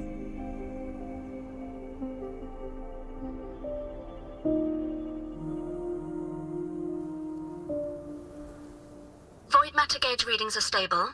No abnormal fluctuations at the keystone. The synchronous vitals are within the expected range. All readings normal. Frequency. Delay.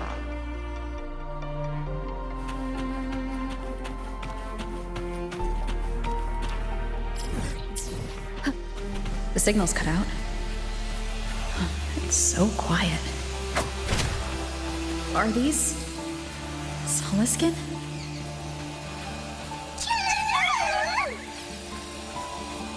Are these little guys guiding me to the Solvang Heartwood? The Soliskin merged into the roots. They didn't return to the Exostrider through the Solace trees. They used themselves to reinforce the Keystone Seal.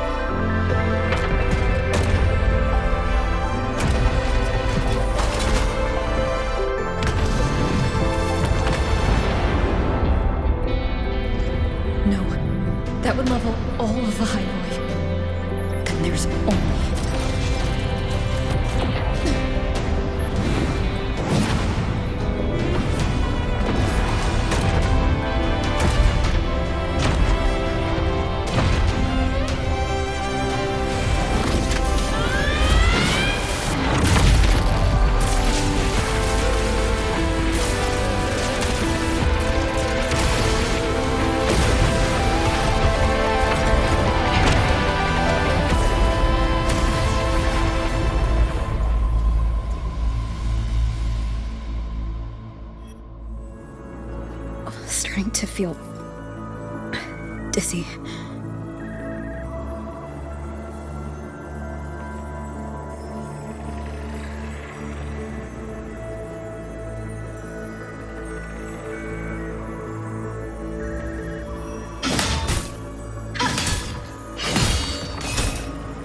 Once said void space in the depths of the Threnodian's black hole is a higher dimension. Like a kaleidoscope. Time and space here don't flow. They're tangled. Is all of this inside Aleph 1? Those figures. That's Space Trek Collective in Royan clothing. They're reaching for something. Can't make out what. That frequency. Is it Imeth?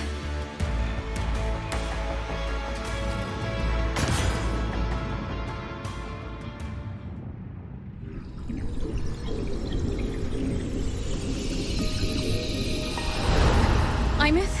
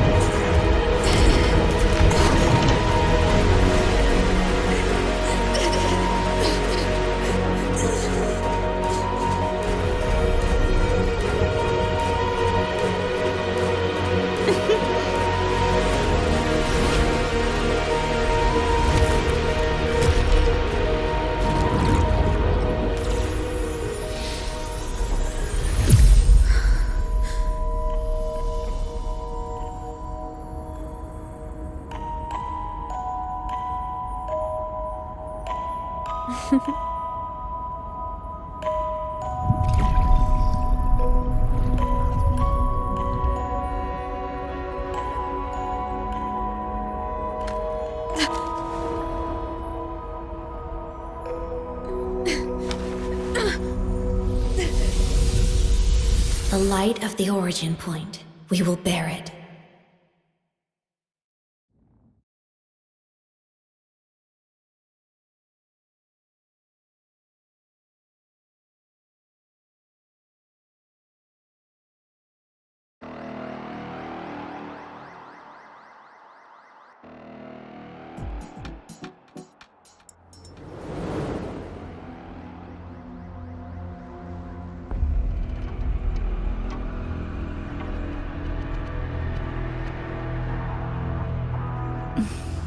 Am I back at the academy?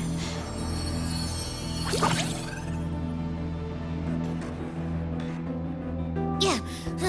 You okay? I feel terrible too. Something just yeeted us out of the Threnodian's gut. Oof. Rapid interdimensional whiplash is no stroll through the park, I tell ya.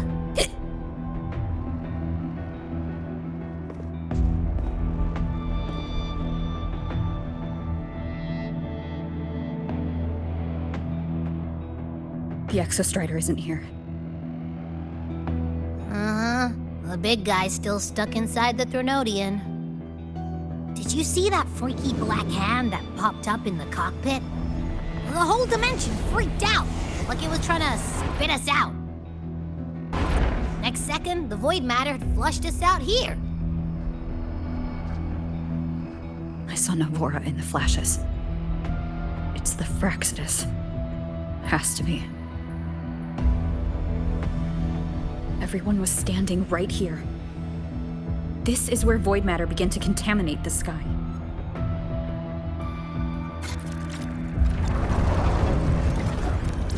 And Aleph 1 was watching me and the Exostrider beyond the gate.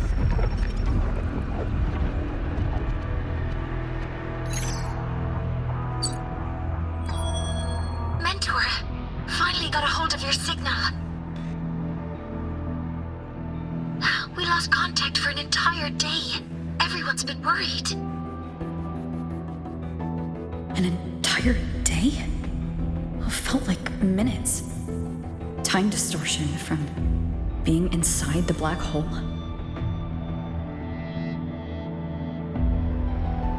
Mornier, I'm fine. We had an incident. The Exostrider is still inside void space beyond the gate. And now, even the Academy inside the void matter barriers is getting hit by void storms. What happened while I was gone? After you went in, the data transmission was perfect. We were celebrating. But not long after, void storms began to erupt even inside the Academy. We haven't been able to find any breach or source to explain it.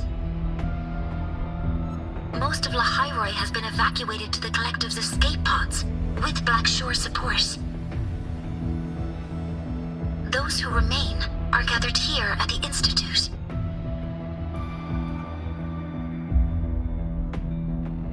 Whose eyes was I seeing through in those flashes? If they're the cause of the Threnodian's breach, could they be a harbinger? Like in Renacida? In that moment, that shell? She had the same look in her eyes as the real Imeth. Why was she so set on giving me this cassette? What was she trying to say? Looks like I'll have to open it up to find out. I'm coming to you. I brought something back from the other side and want you to see it first. The Threnodian struck like a bolt out of the blue. We may not know why yet, but we need to figure out our next move together. Understood. We'll be waiting for you at the Institute. That's a lot of Wavesline messages. All from when I was beyond the Strider Gate. I really made them worry.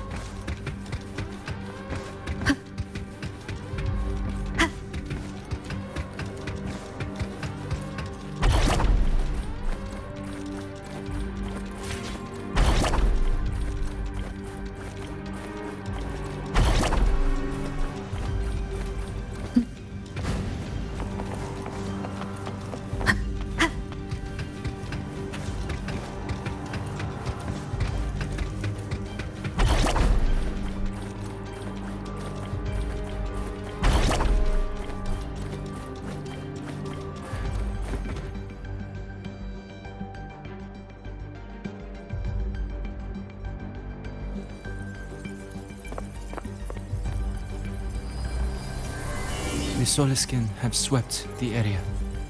None remain in Bjartar Woods. Someone just posted a call for help on the campus's Wavesline group chat. I'll go back to run a final check later. Sigrika, are you sure you alone can handle it? Don't worry, I have my runes. They'll help me drive back any contaminated exoswarm. The Soliskin will guide me too. I'm coming with you. Finding people is one thing, hauling them back is another. It'll be faster if we take my motorbike. Status report, Professor Mornier. The launch orbit has been confirmed. The drive replica is projected to launch in 16 hours, at which point it will initiate Duskvale. Then we evacuate every remaining soul in lahai-roi before that window closes. Check the ships at the Royal Frostlands port, in addition to the escape pods. We don't know how long Duskvale will hold. No one stays a second longer than necessary.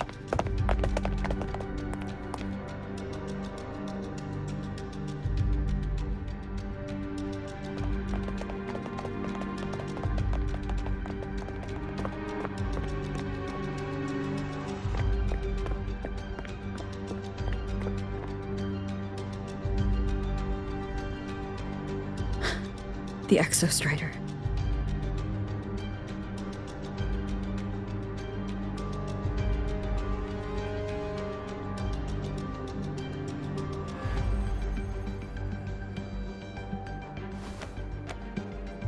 I heard from Professor Mornier. You went dark for a full day. We thought we'd lost you to void space. Activating the Exostrider before it was fully self-regenerated was a massive gamble. We all knew the stakes. We hoped for the best, and of course we prepared for the worst. You're alive. That alone is good news for all of us. No time to kick yourself now. I've got a mountain of work waiting for you, Rover.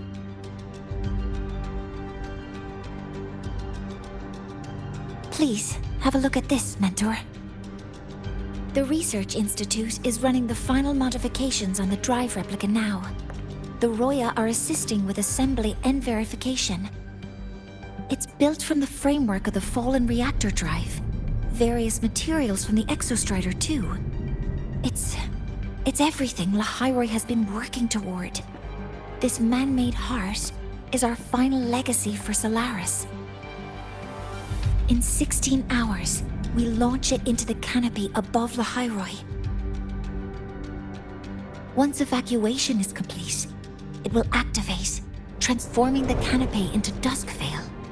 It'll contain the spread of void matter. We only finished it because of the data you sent back from beyond the Strider Gate. See? Not a total loss after all.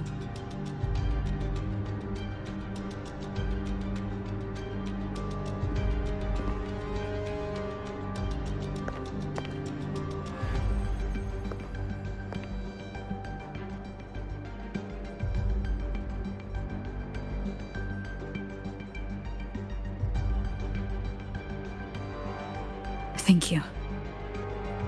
All of you. About what I experienced beyond the gate. There's something I want to show you.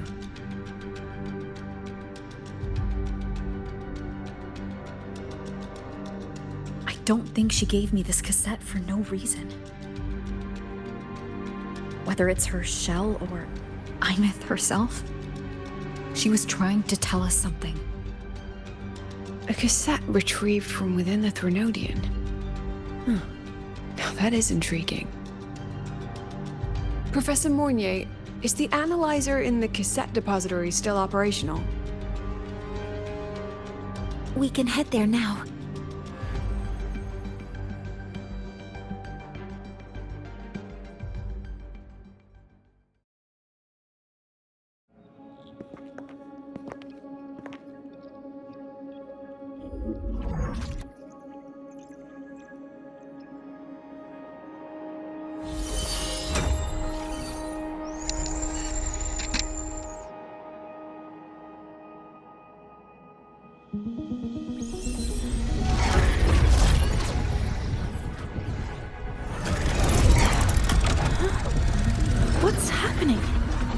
all the cassettes rewinding.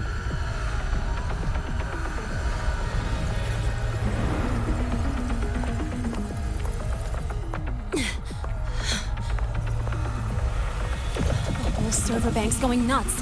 Every screen is flickering. Oh. The data volume is far beyond the cassette's capacity. It's as if thousands of people left their records in it.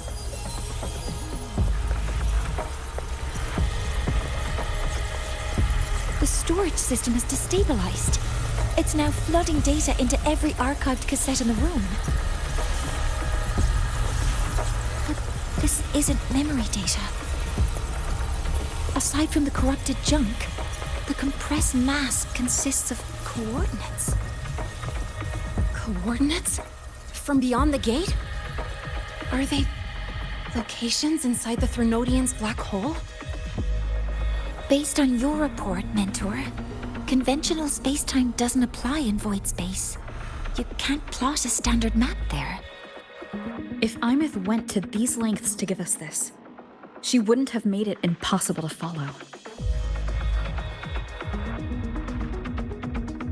What if they're coordinates in lahai-roi? If such is the case, the origin might be... Please, allow me.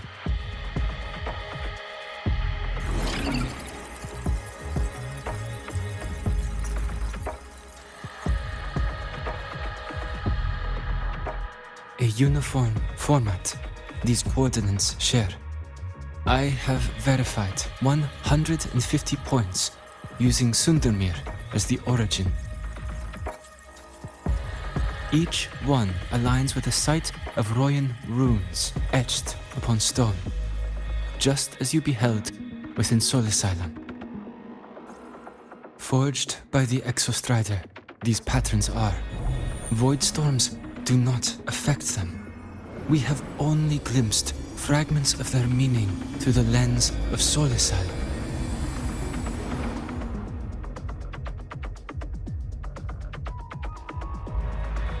I see.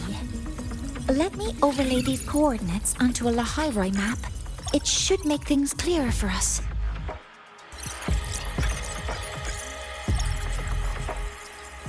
Done. Using Sundermere as the origin, the distribution looks like this.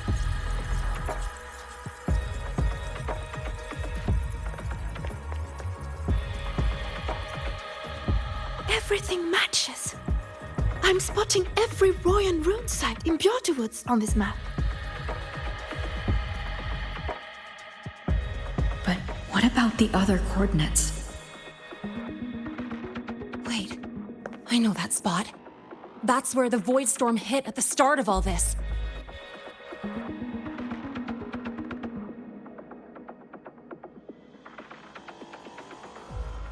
You know, that time when we first met.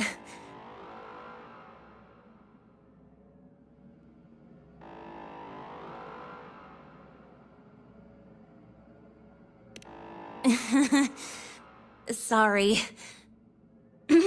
Anyway, back to business. Void storms. If we reverse match the coordinates by transcription order... Then Royan runes could be marking every spot a void storm has ever hit.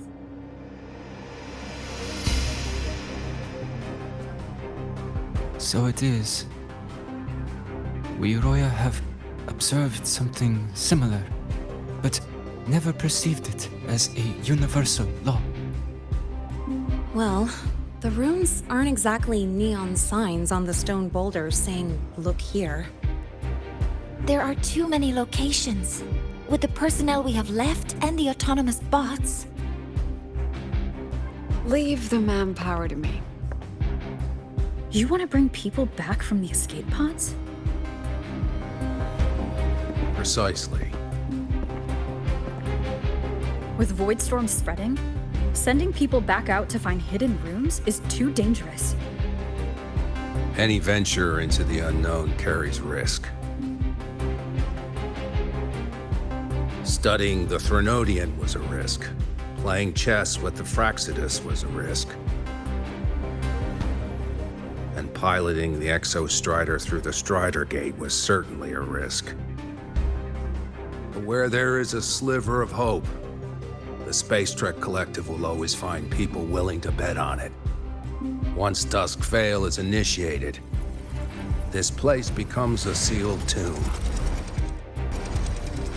The intelligence retrieved from void space is our only remaining asset up for study. It's our only leverage against Aleph-1 before Dusk Vale fails. We have the capability, the responsibility, and the will to secure this void space data. Face the unknown and we may lose much.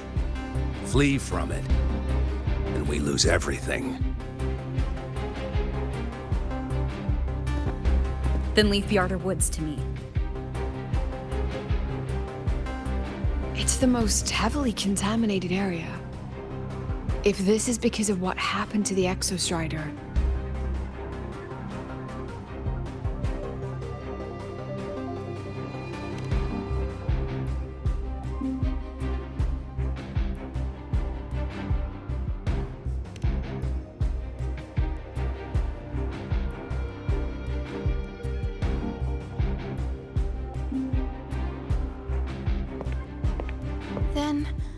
Then please give me your hand, Senior.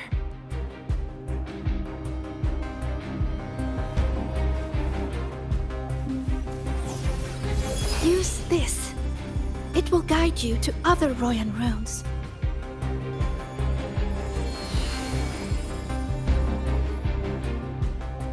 Oh, and take this one too. It's for protection. With it, you'll definitely come back safely.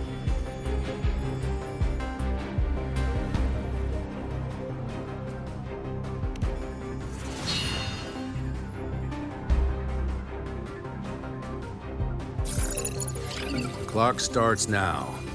Recover all Royan runes before Dusk Vale gets initiated.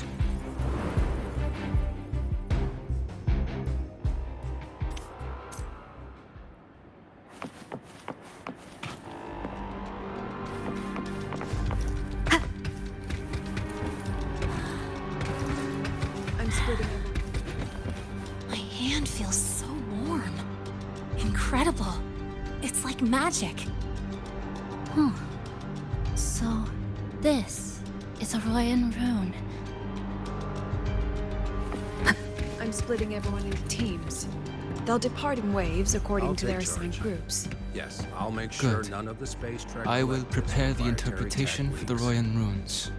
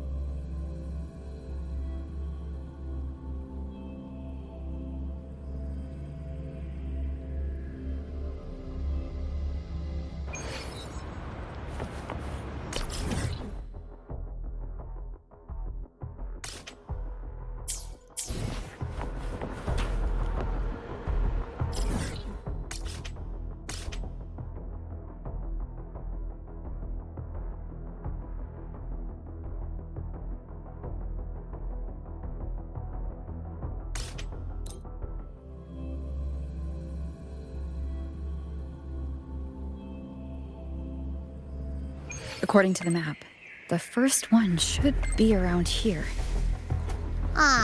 Didn't notice before, but there are some shredded frequencies hanging around this spot. Abby? You're awake. Didn't seem like the right time for a chat before. But hey, you've got a real knack for rallying the troops, huh?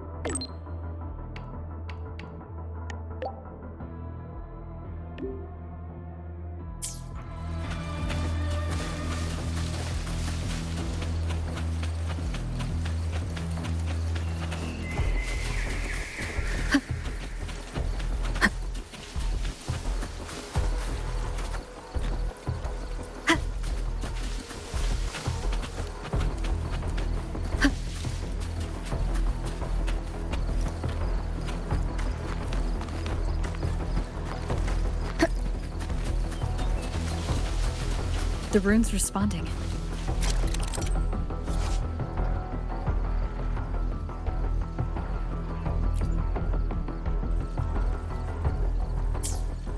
Whoa, something's glowing over there. Those outer rune fragments. Line them up just right, and they might connect with the runes on the boulders. Let's try.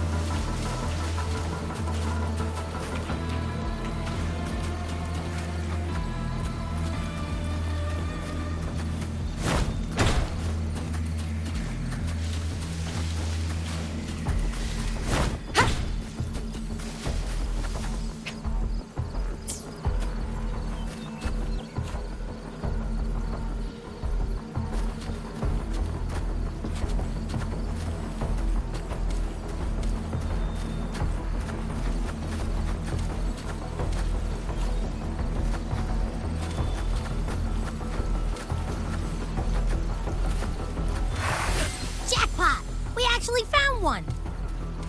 Good. I'll send it to the Shaper and the others for a look.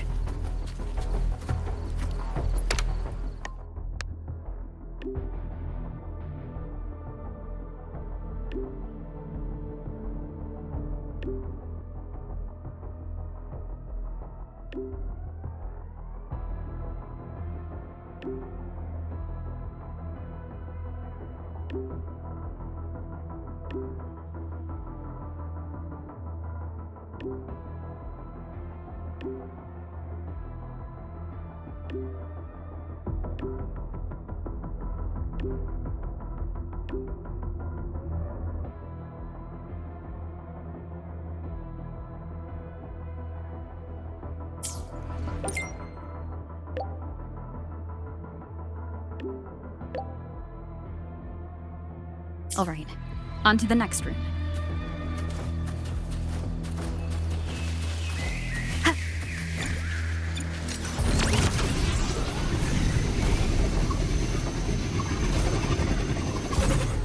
Same as before.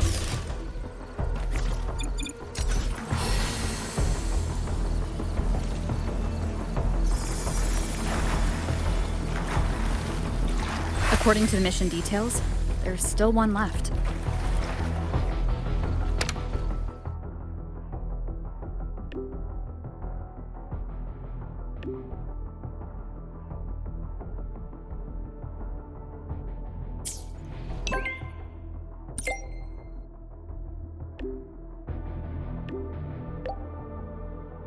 We're blazing through these runes. Yeah. Teamwork makes the dream work, huh? Right. I hope Sigrika is having the same luck. So while you were searching, I tried tuning into each rune's frequency. Each trace felt different. They're definitely real, but whatever's left behind is way too faint. Can't really feel what it is. This is the last one, right? Yeah.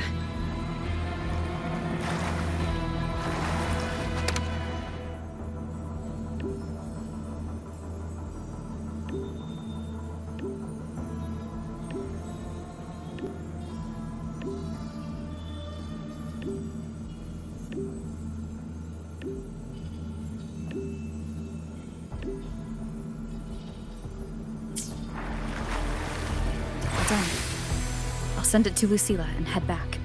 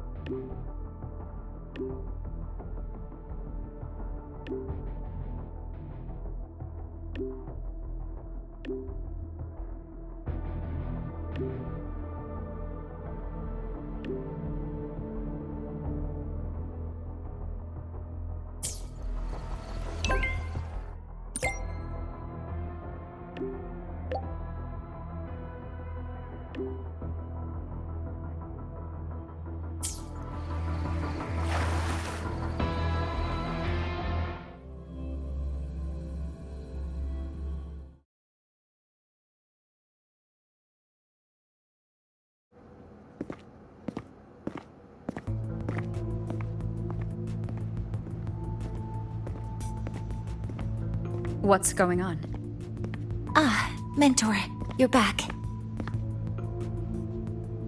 We've finished analyzing the runes, but their meaning still escapes us.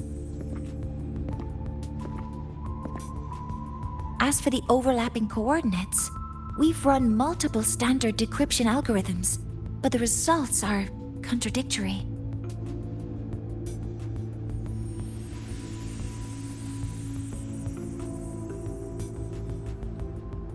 I'm no rune expert, but we have one here, don't we? She resonates with them. Who?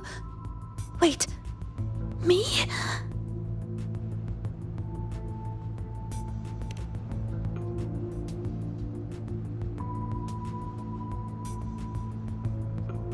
If you're asking me, these runes don't feel flat.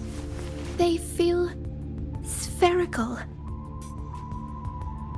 About this big. And these 2 points are relative. Like this. 3-dimensional coordinates. Orthographic projection. If we take the reactor drive's light data from the database as a deck layer and reconstruct it,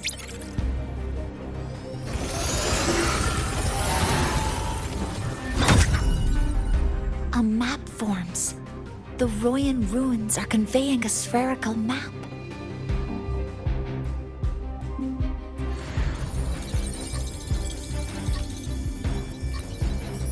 What are these 2 places? The one on the surface corresponds to the Strider Gate. As for the one at the center, there's too little data to confirm. But by geometric definition, it's the origin point of the entire map.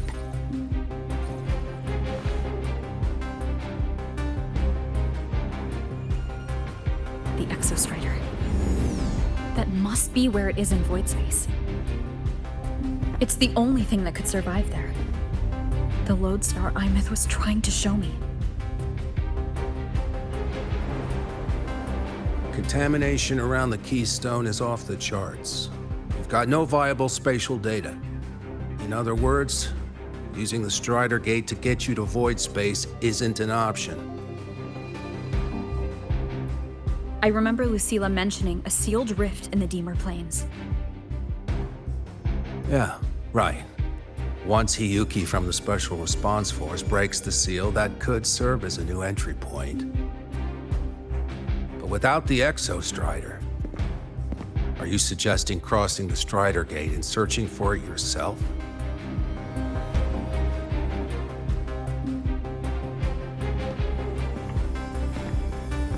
Now that we have a concrete map, I should be able to retrieve the Exostrider before my power of separation gives out.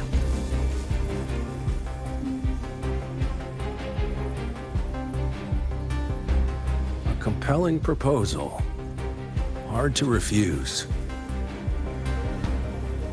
But don't forget the Exostrider is currently out of power. Finding it is one thing. Extracting it is another.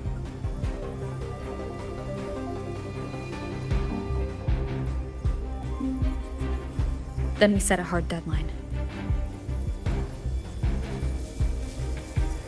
If I can transmit the Exostrider's coordinates to you before Duskvale initiates, then tell me you'll consider entrusting the drive replica to us. Consider, huh? So you're handing the choice to us?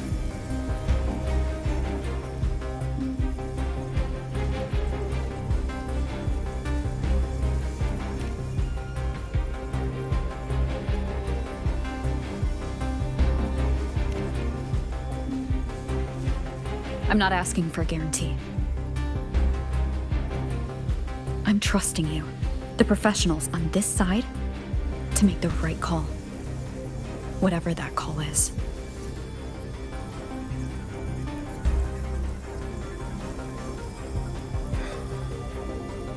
The Exostrider's value justifies the risk.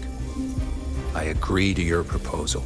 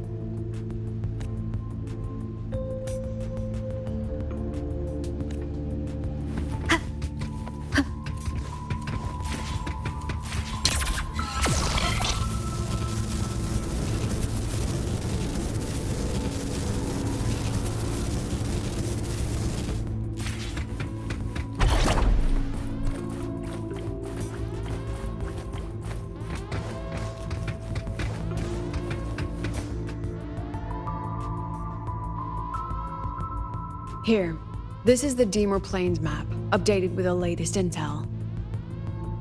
Be mindful of the contamination. It's not just the exoswarm or local life forms being affected. It's sealing off the terrain itself. That said, where there's a will, there's a workaround. Hiyuki found one, though took her some time. That Miko? Yes, she's been investigating the Deemer Plains in secret. You'll meet her there. She also asked me to tell you that she's run into the Fraxidus there, including the missing girl, Denia. Let's just say honesty is in her nature. She just thought you might want to know. Perhaps her way of showing she has no hidden agenda. Noted. I'll be leaving then. Wait. Look me in the eyes. Relax. It's my forte. You've seen it before. I will temper this moment into a bullet of memory, carved with your name, your face, and all you have been. What carries you is not only your own strength.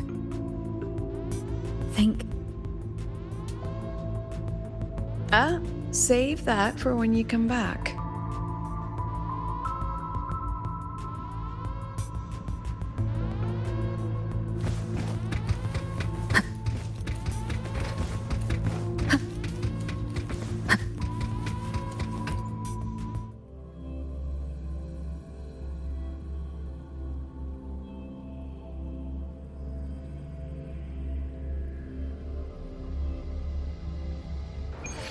An entry point hidden in the Deemer Plains.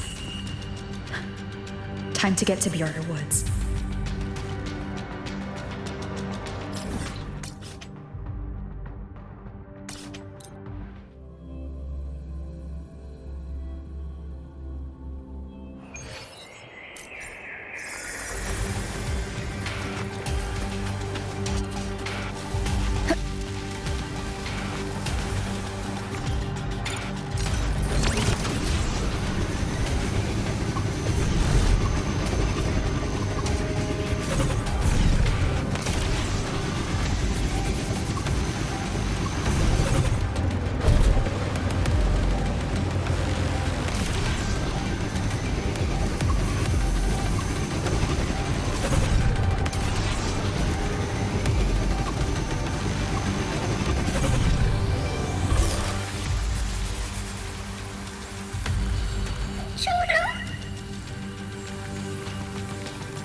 It's already been totally contaminated by void matter. Might be worse than I thought the lower I go. But the frost seems to be slowing the spread. That frequency, it feels like Hiyuki's.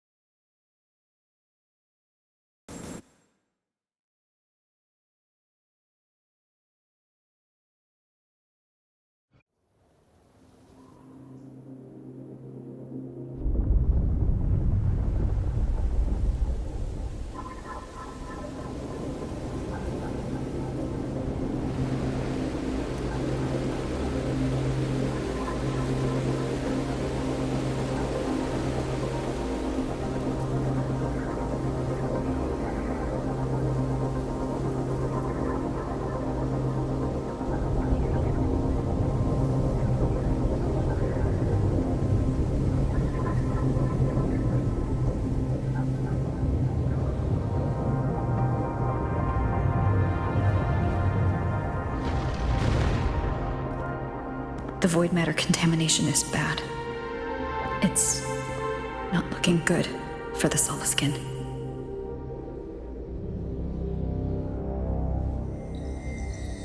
This white bird. Did Hiyuki leave it here? All right. Lead me to Hiyuki.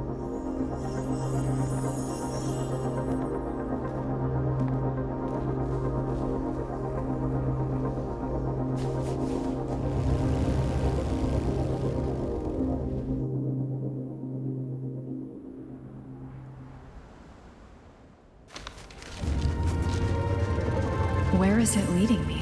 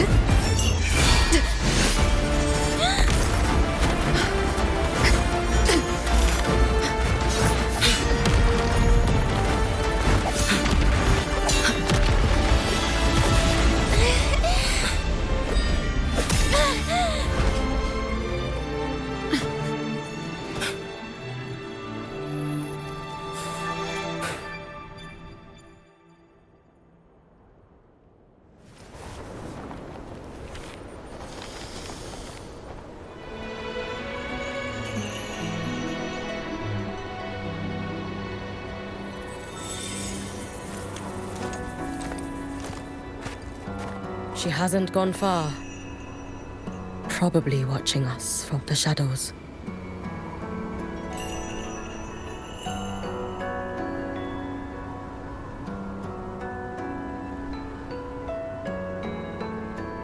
She seemed like her grip is slipping. She was already like this when I last encountered her, shortly before the void matter surge.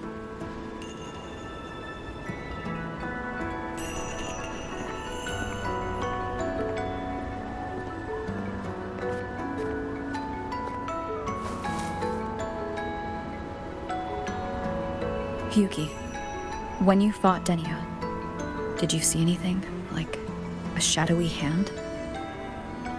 Yes. Then Denia was behind the incident beyond the Strider Gate. Could she also be responsible for the Academy's void matter surge? Lucilla contacted me. She said you intend to return beyond Strider Gate. The roads here have been swallowed by void matter.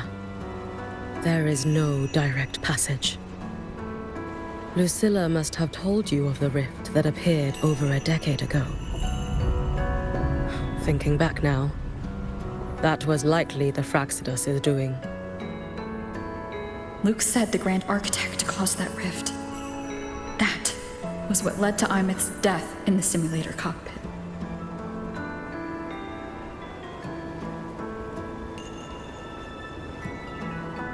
If they used a Threnodian frequency extracted from here to influence Denia, then the Space Trek Collective was already infiltrated from the beginning.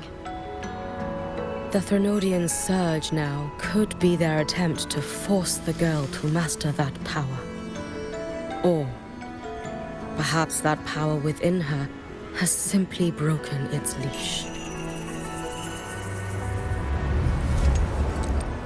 Long ago, I sealed a portion of my own power there to help aid the Solvane Heartwood resist the Threnodian. Break the seal, and you will pass through the rift to reach the void matter depths beyond it. Understood. I'm relying on you. Let's go.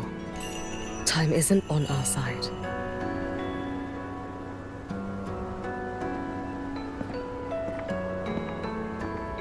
Savior, who has always walked with victory. This time, have you come to save lahai-roi?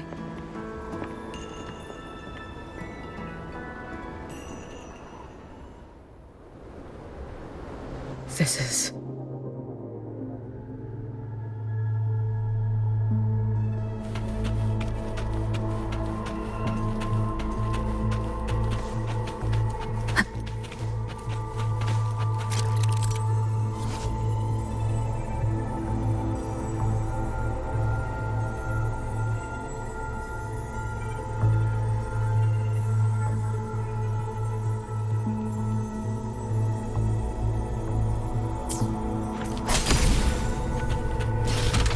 Is it trying to tell me something?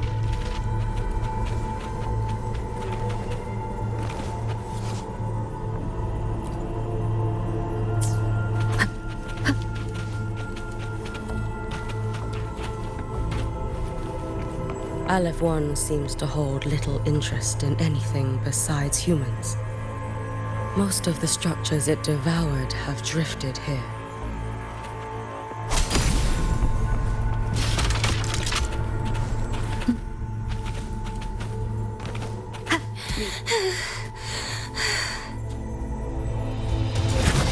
It's that girl. Be cautious. Denia? Can you hear me?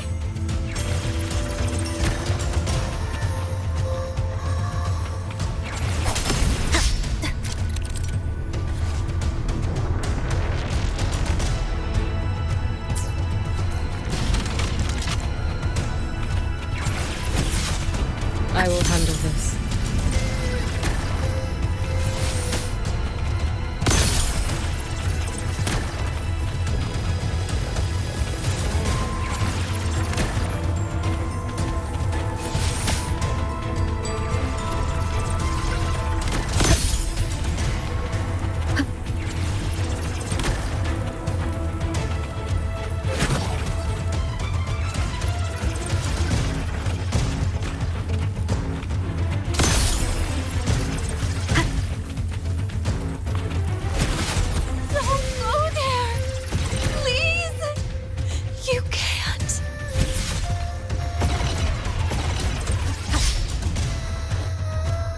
Watch out.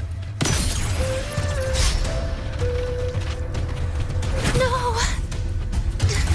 Don't! Let me handle this.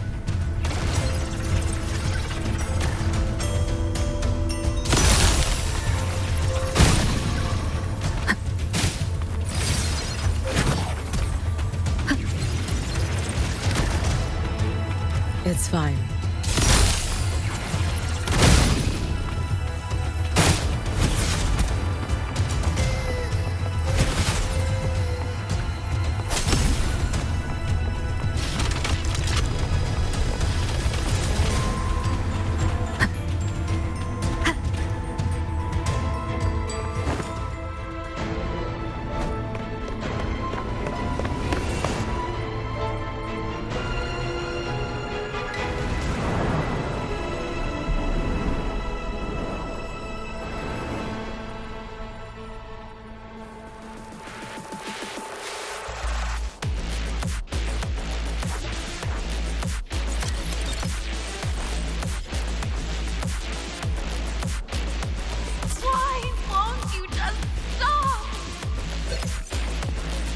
You need to use these blocks to make the climb. It will eat you.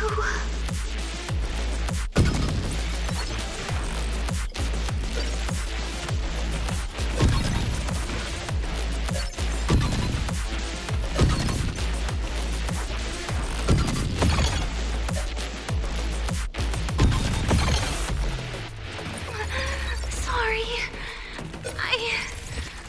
You really shouldn't go.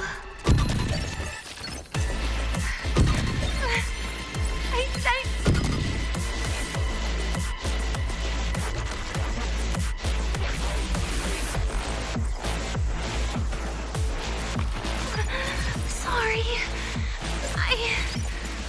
You really shouldn't go.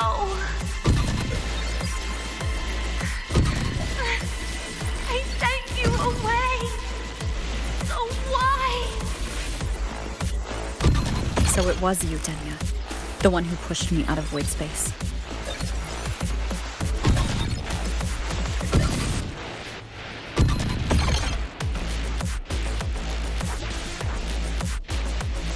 Oh, my head.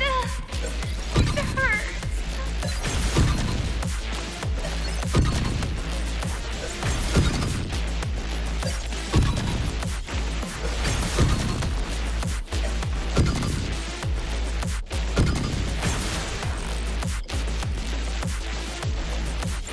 No.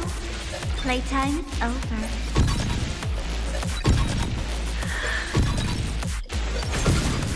Come back to me, sweet girl.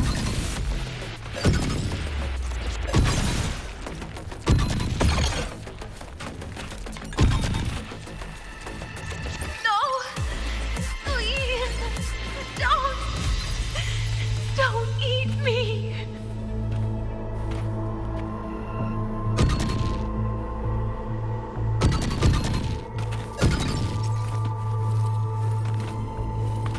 That child's state. She did not appear to be under complete control. It was Denia herself who stopped us. Let's go. We need to get up there first. Got it.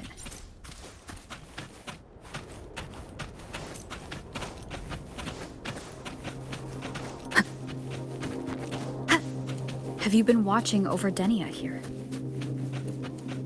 Yes. After I sensed the Thenodian's breach, I sent my Shiratori to trace it.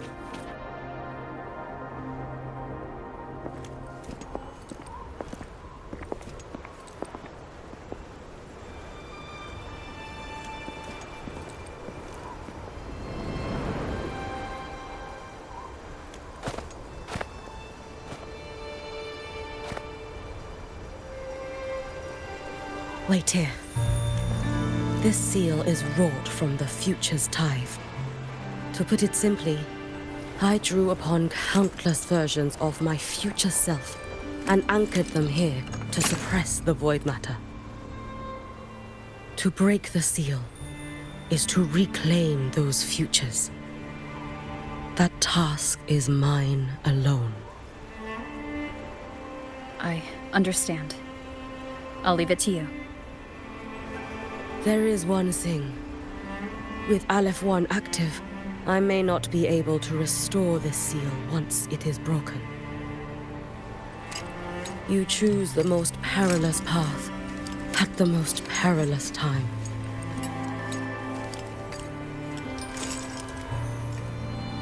I know your strength.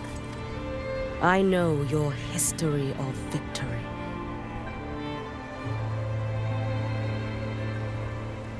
To take such a risk, is it because you remain confident you will not fail? That you cannot lose to the Threnodians? No, I've failed before. I don't think anyone can win forever. If I'd never lost, maybe I'd still have my memories. I wouldn't need to start over, and Solaris would be free from the lament. I do this because I can, and because someone has to. And what if you fail?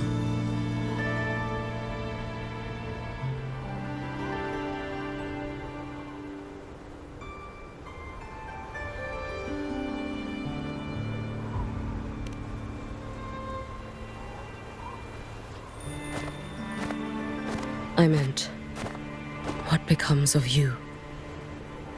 Maybe I'll be lost to void space. Maybe I'll find a way to turn the tide. I can't know right now.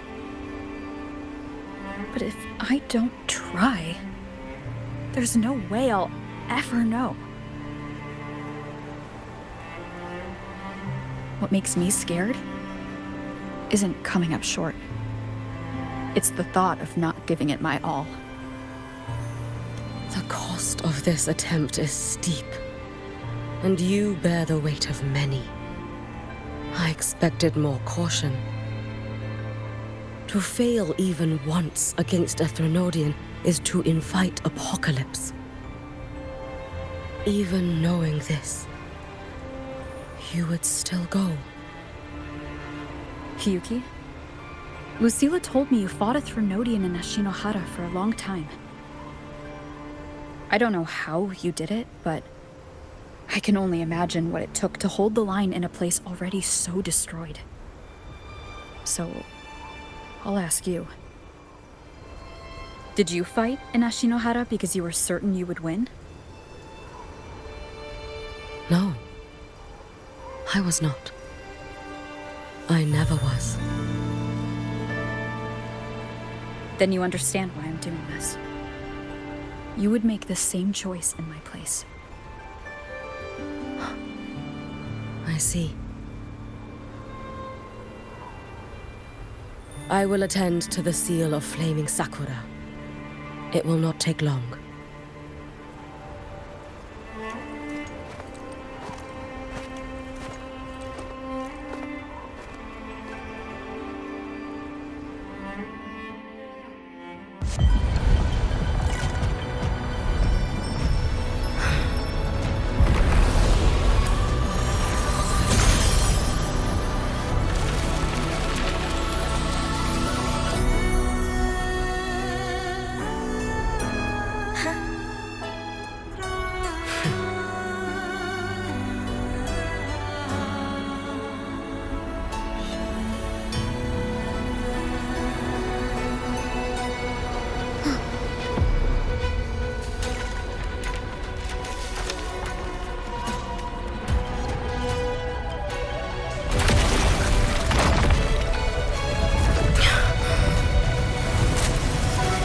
The dark tide.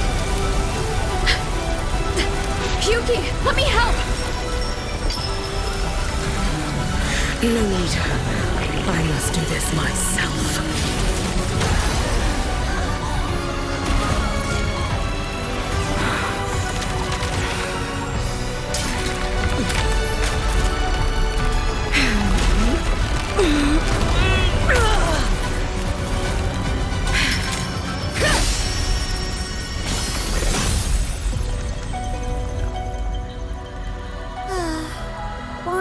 choose the easier future.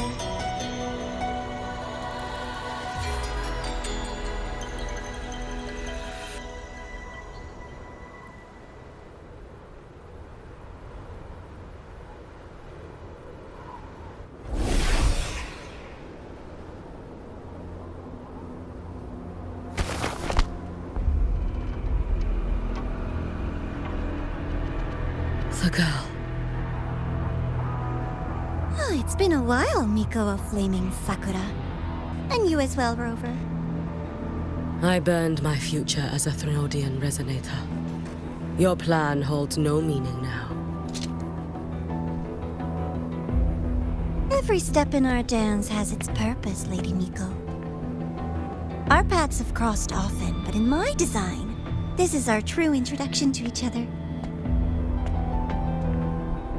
Because at last, I have a masterpiece, worthy of your attention.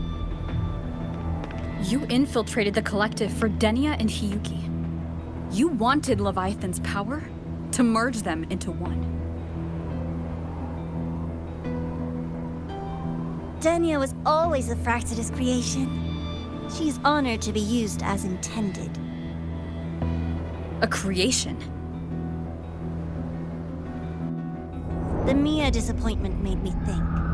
If I could just create a superior vessel, one refined by a Miko's spirit, perhaps it might bear the full might of a Threnodian's power. As for the outcome, you would know better than I, Lady Miko. Wordplay won't change your failure. Leave, you tedious avatar.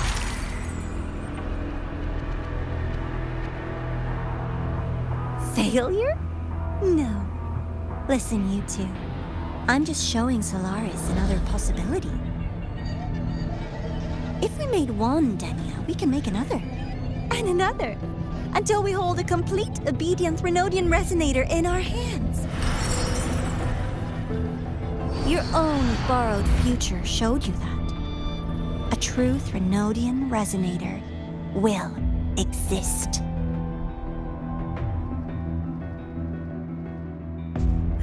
Help! Help me! All that desperate running on the wheel and you still came up short. I'll have to throw you away.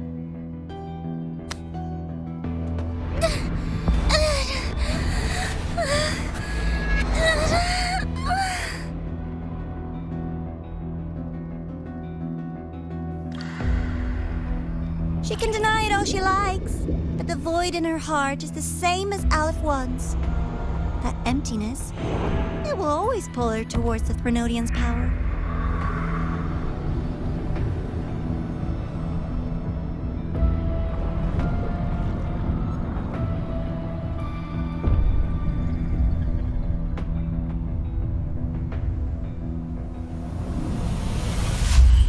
Chase her if you must. You do so love playing the savior, Rover. As for this avatar, I'll spare you the trouble.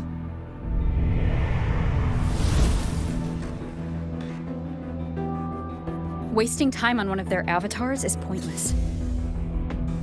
Come on, Hiyuki. The seal is open. We have a job to do. Denia needs us.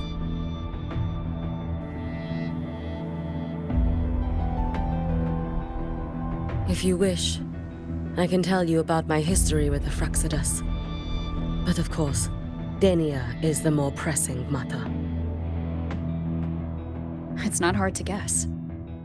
The Grand Architect wanted your power as the Miko of Flaming Sakura, didn't they? But like you said, you burned that one future as a Threnodian resonator. You can be done with him.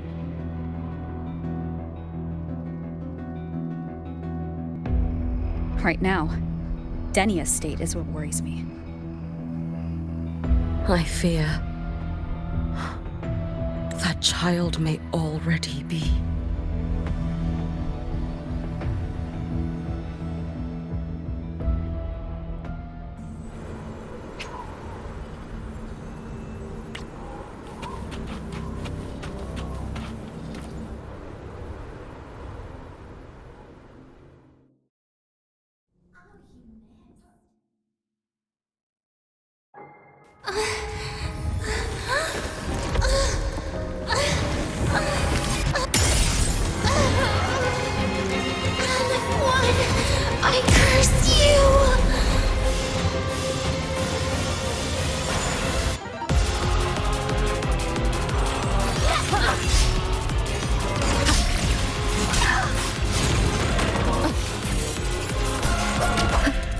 You? The Space Trek Collective? All this running around for nothing.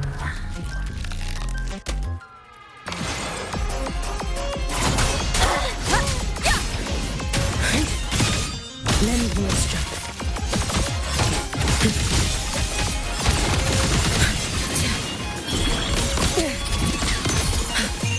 Let there be snow.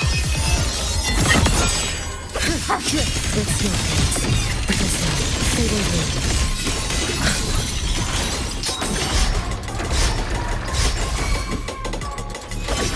Very much for me. Seriously, let's call it quits. You've prepared for this, have you not?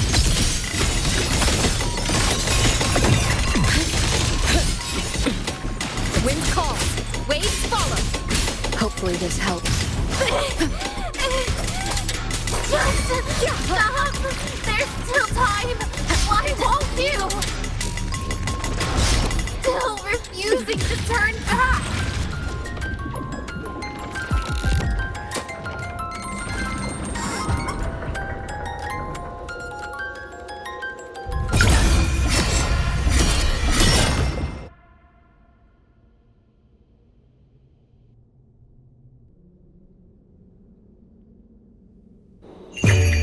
For all wishes spoken, this vessel I offer. Damn you! Out of wood! Shut up! Be cautious. Stand back. Lend me your strength.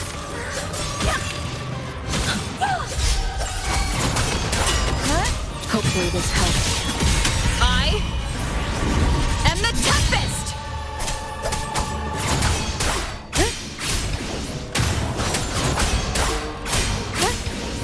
The wicked will face judgment. You should have run. Lend me your strength. Take your final dive into Malachi. No! Too slow.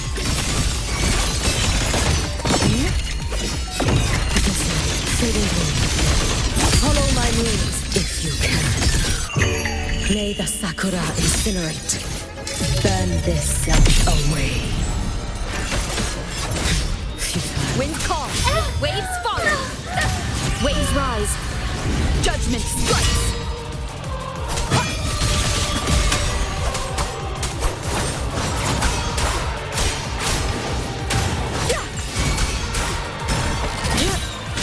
Lend me your strength.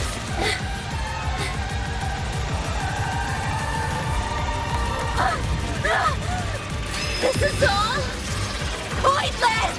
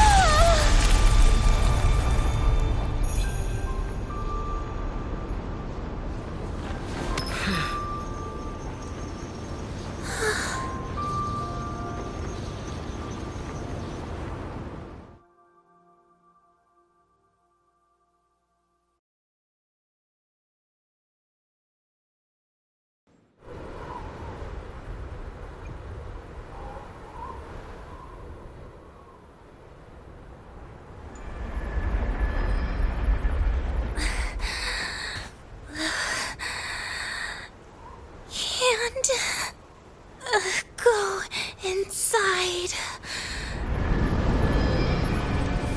Rest now. Do not worry. The void matter frequency within her has weakened. She will recover.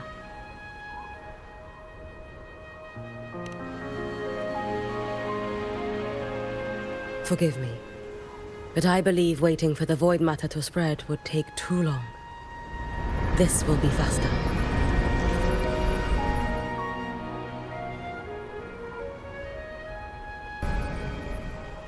Allow me to handle this. There is not much time left in your deadline with Mr. Chase.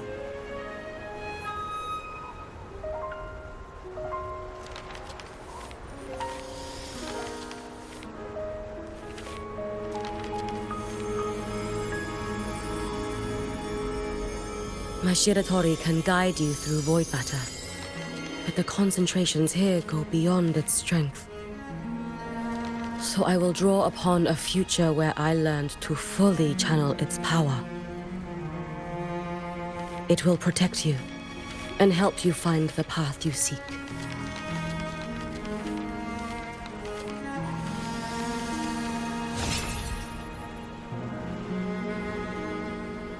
The rest is yours to face. Thank you, Hiyuki.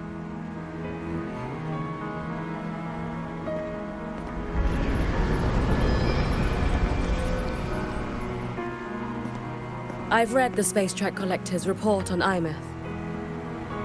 She wrote that her intention is saving the world. Lucilla said you are her family. I suppose you must be the reason she held that vision.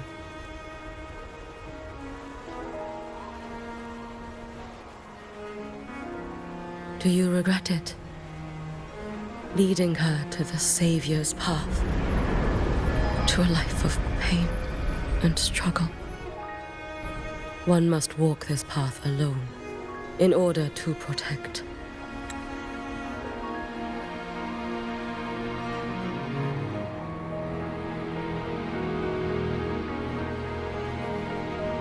And those who walk it out of admiration will lose themselves in the mire.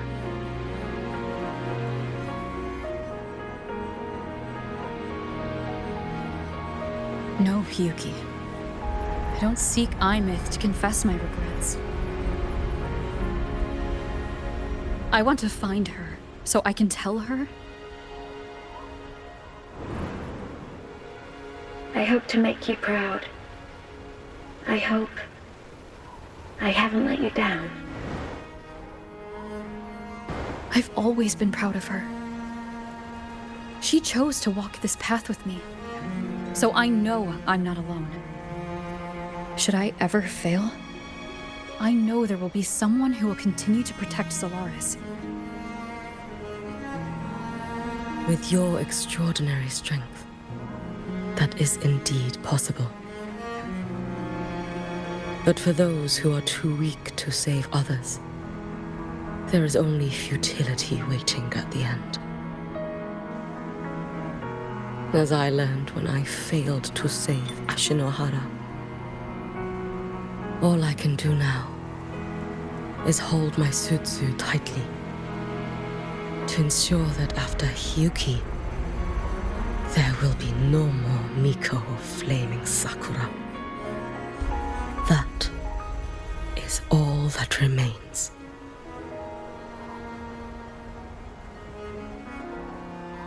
From lahai-roi to the distant lands of Jinzhou and Renesita, people rise up to fight the Threnodians. I've been part of that fight. But to pretend I'm the only reason they're standing? That everything fails if I do? That's arrogance. It's an insult to everyone else choosing to stand their ground.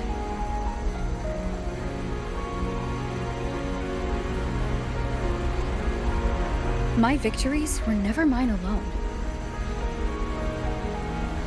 If even one person makes it to the end of this road, then we're still winning. Hiyuki, when you're walking alone and feel that weight, just stop for a moment. Look around. Stop. you'll see that there are people who draw strength from you. People out there who are proud of you. And when you finally reach the end of your journey, you'll know it was never futile.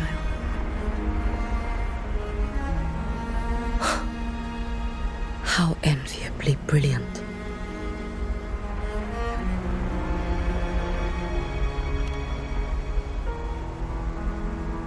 It is nothing. I will tell you when you return. All right. I'll be back soon. I will hold the line here until Duskvale initiates. I will wait for you. Together. With everyone.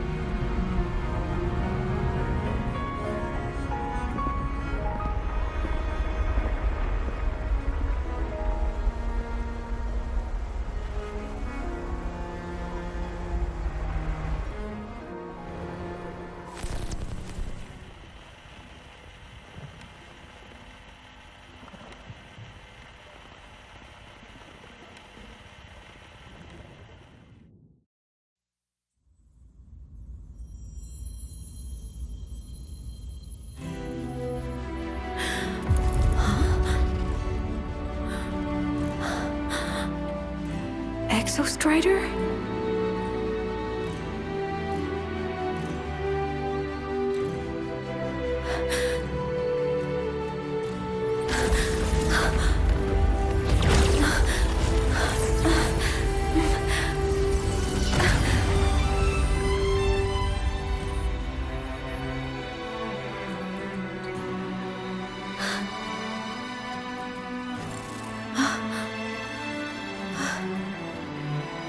Someone consumed by void matter.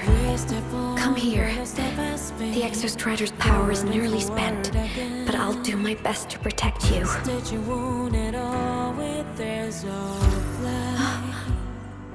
This frequency. No! Your existence is already nearly... Where am I? Did the void storm consume me? Am I dead? Is this void space a higher dimension? Our existence is fading. Did you just say that time and space have no meaning? They're speaking. I can't see you, but I can feel you. Sound doesn't travel here. Thoughts do.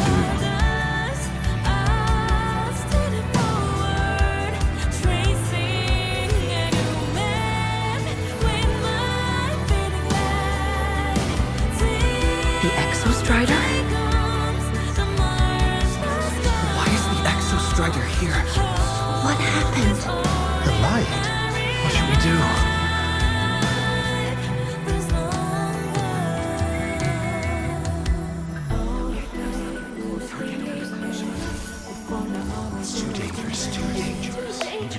What are you doing? This is meaningless. That's enough.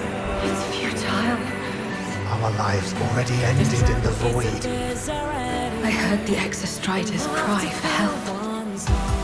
I want to find it. Time and space don't mean a thing. You'll never reach it. I know what the Exostrider means to the lahai-roi, but this is meaningless. You want to save it? How? It makes sense here. But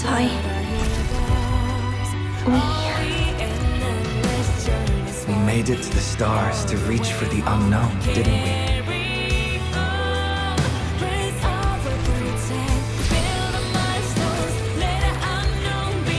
Just another step on a long road of discovery. You...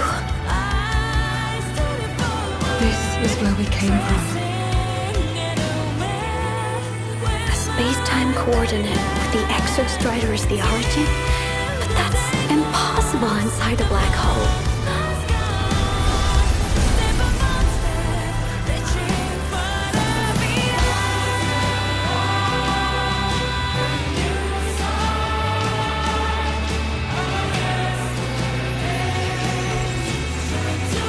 Now, we will mark the path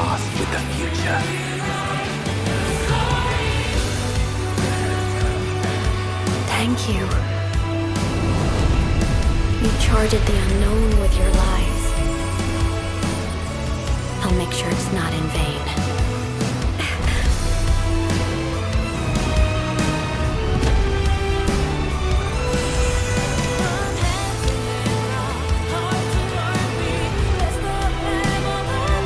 The light of the origin point. We will bear it.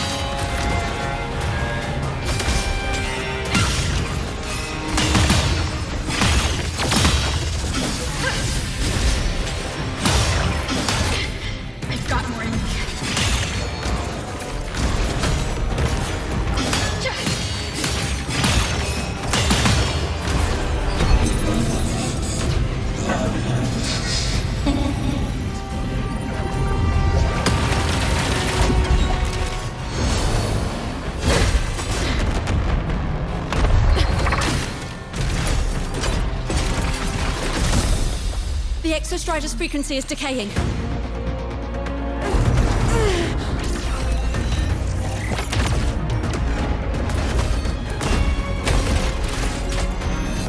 Its reading is about to flatline. Status on the drive replica. Almost ready.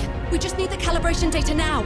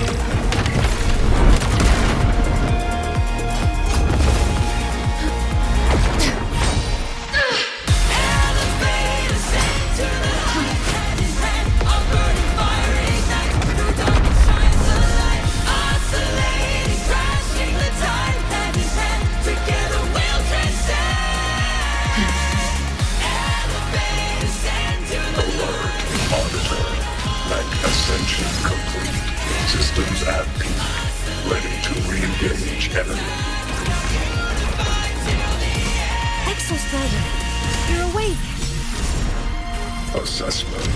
A human heart is now operational within me. I can now speak with their voice. In Frostlands, where civilization should not have taken root, a collective was born. A will to explore what lies beyond. They have chosen me.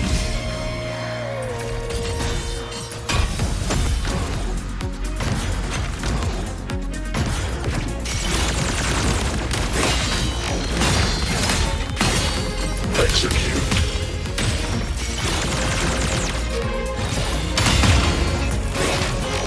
Overkill.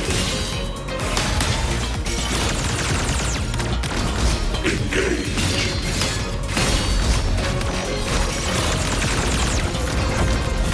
Status recalibrating.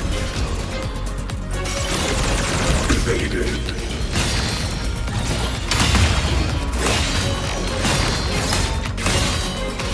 Ranged module.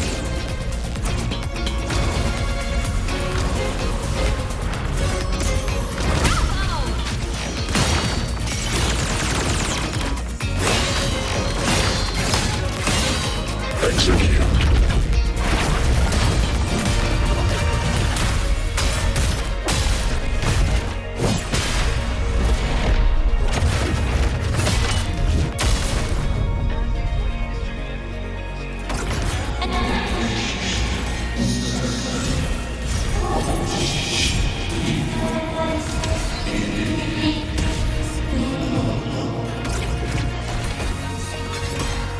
Directive. I voyaged here to fulfill my mission. Life on this planet has the right to explore the vastness of the cosmos. You see the civilizations across the stars only as food to quiet your hunger. You cannot comprehend the will that drives them.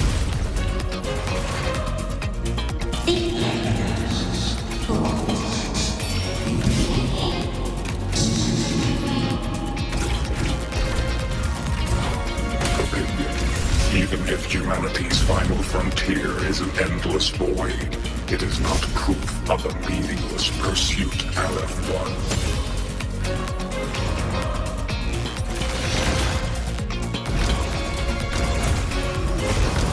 Status recalibrating.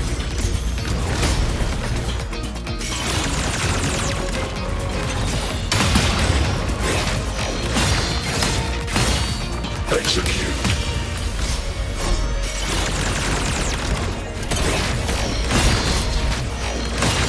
Full expansion.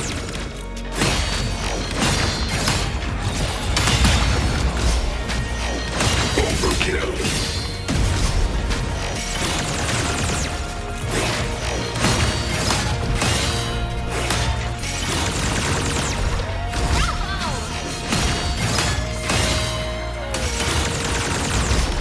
Now comes the reckoning.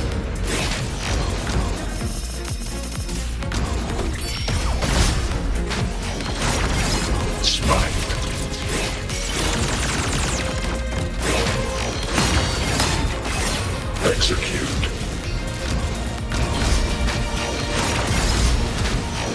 Overkill.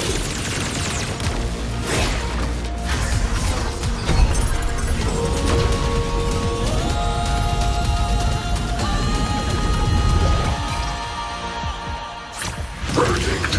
Termination. Overkill. Engage.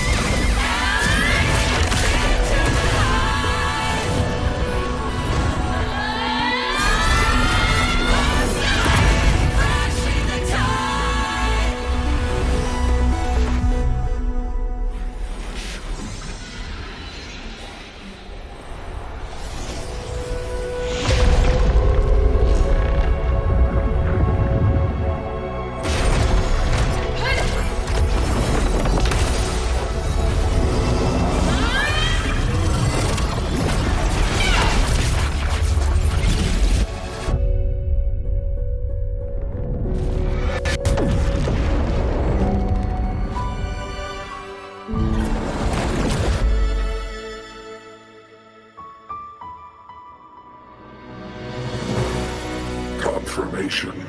Battle concluded. Void matter responses within this sector have dissipated.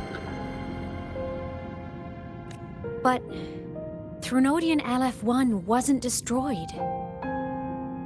Analysis. Resonator Imuth. Under current parameters, the permanent termination of Aleph-1 is impossible. Therefore, I exercised autonomous judgment and exiled it to the furthest reaches of this universe. Request. Arbiter, permission to remain. Before your final judgment, allow me to submit a log of my experience in lahai-roi. Log retrieval. On multiple return transits, I was detected by Aleph-1. It pursued me, its objective to enter Solaris through the Strider Gate. It attacked. I fell. But Resonator Imuth answered me with her power, and I was able to banish a part of Aleph-1. I should have initiated a full system seal to await repairs, but I saw countless pairs of terrified eyes. Discovery. The Roya in the Frostland stood helpless before the Threnodians' void matter calamity. I saw panic and dread. Following the protocols shared with the Sentinels, I extracted my reactor drive and encased it deep within the ice. Then I powered down to slumber. Exception. A momentary reactivation occurred. Resonator Imuth resonated with me a second time. She required my power to mend the Strider Gate rift. I complied. That was when I became a digital ghost. But was that the second time we resonated? Or the first? Initial assessment. Upon reactivation, standard procedure was to request your retreat. Direct engagement with Aleph-1 was a tactical irrationality. But the human heart granted me a voice. The will of this civilization gave me the strength to stand with you. Component analysis. This drive replica forged by humans is crude and fragile compared to my original drive. I can feel each one of its pulse cycles, violent, eroding itself with every beat. The shrill, grating friction of wear. This is the first time I have ever heard myself. A heartbeat bestowed upon me by them. With this heart installed, I have acquired capabilities previously undocumented outside the Sentinel Mech series. Projection. Given Threnodian Aleph-1's abilities, we must assume it retains the capacity to return. Once the Strider Gate is fully sealed, I will remain on this side as its guardian. I will bar its re-entry into Solaris. Request. Arbiter, I was born from humanity's hope. Please permit me to remain here and protect them until this heart ceases to beat.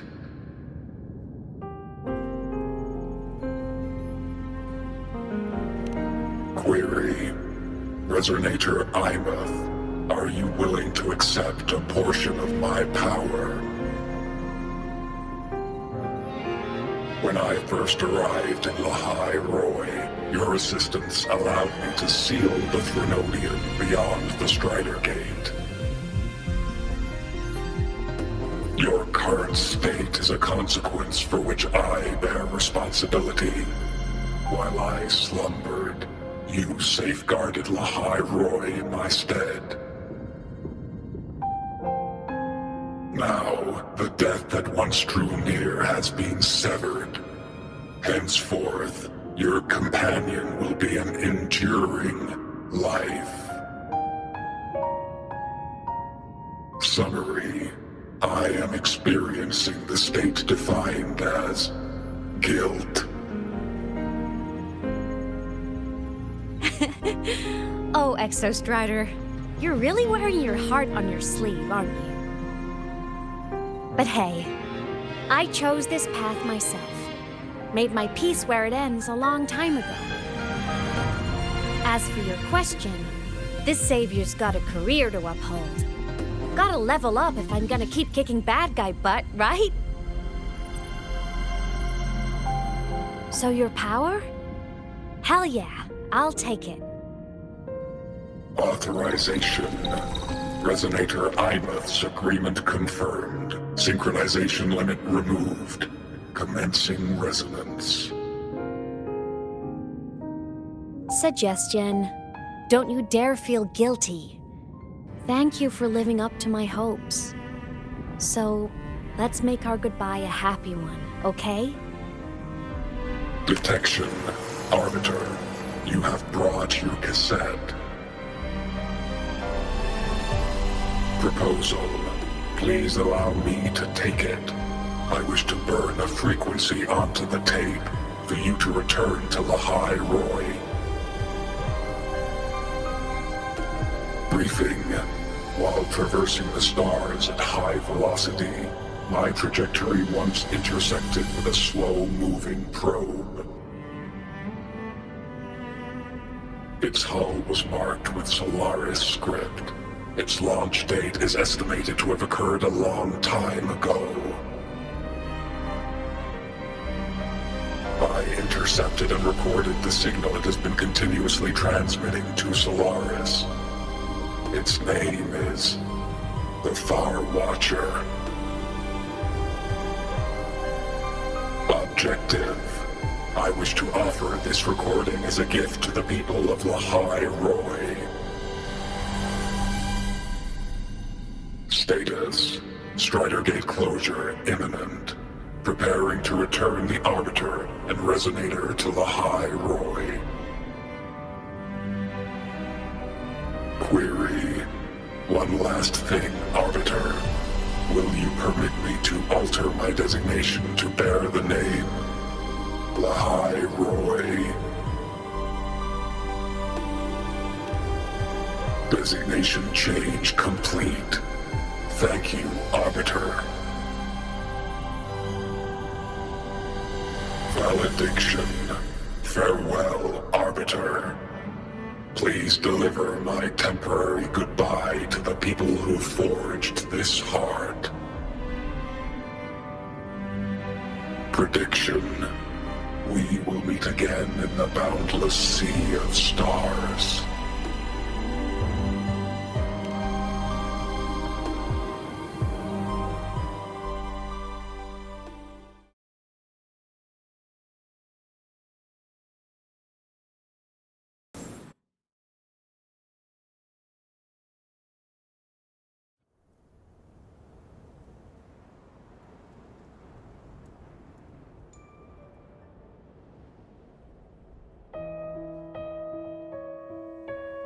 It's been so long since I last saw Solaris. Feels weirdly nostalgic. Now that Aleph 1's been kicked to the cosmic curb, lahai-roi can finally breathe easy. I was gonna say we saved the world this time, but honestly, it was the explorers who fell into the void matter. They're the ones who mapped that data on me and the Exostrider inside the Threnodian's black hole. All I did was burn their findings onto a cassette for you. And it was the people of lahai-roi who decoded the cassette and forged the drive replica. That's what let the Exostrider finally cast the Threnodian out. So, this wasn't a story about heroes saving the world. It was the world saving its heroes, right? Yes. And now, we're home.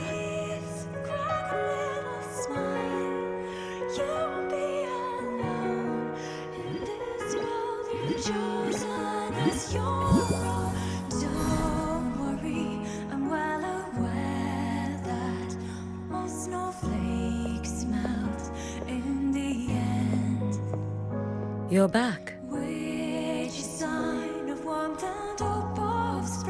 Yeah. I'm back now.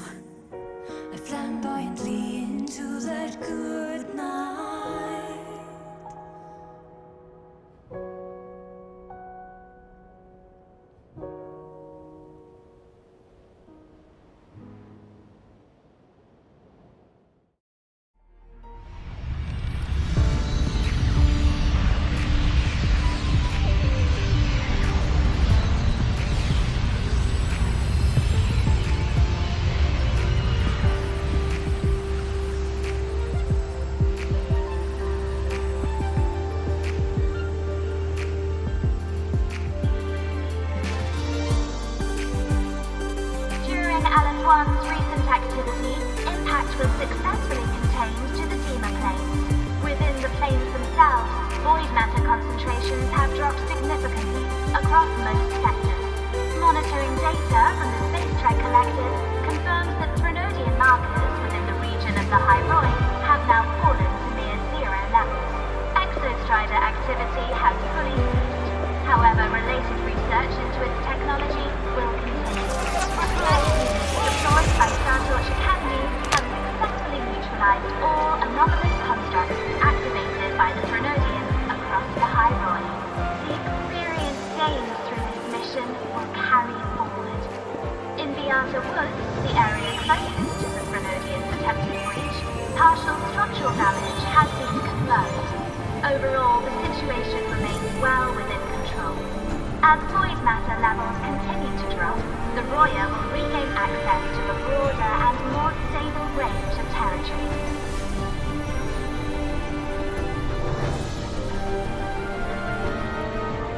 Once shrouded in void matter, lahai-roi now stands restored. This was made possible by the choice of every last explorer. The road ahead is vast. We will reach the stars. And then we'll keep going.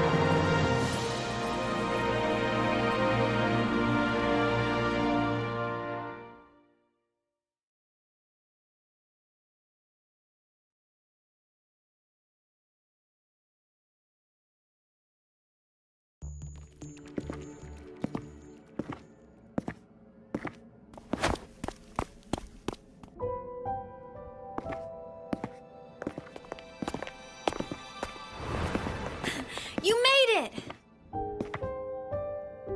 Turns out, decoding what the Exostrider burned into your cassette was way tougher than the Institute thought. They only just finished today. Over here! Everyone's waiting for you.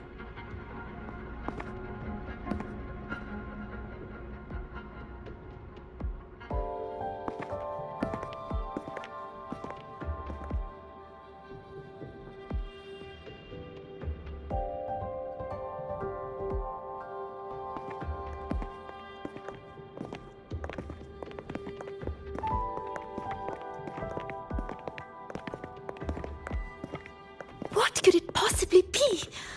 Oh, I can't wait to find out.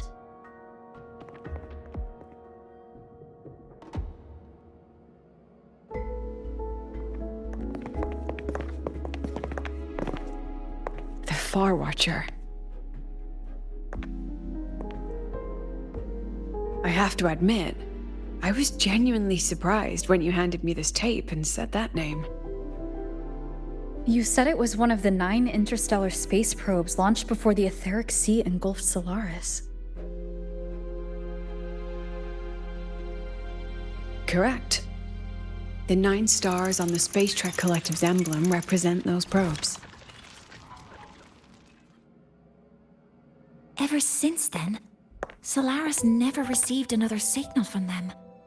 Not a single one. Until today. Professor Mornier, you may begin playback.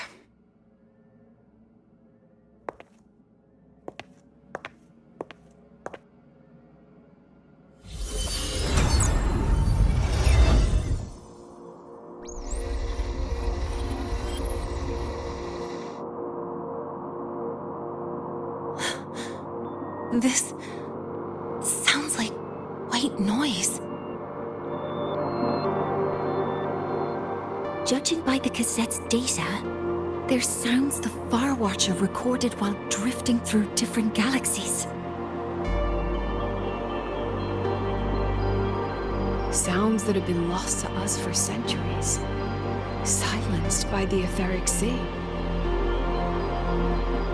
So that's why the Exostrider wanted to give these recordings to the explorers of lahai-roi today. Because this is a gift from light years away, sent by the explorers of lahai-roi's past.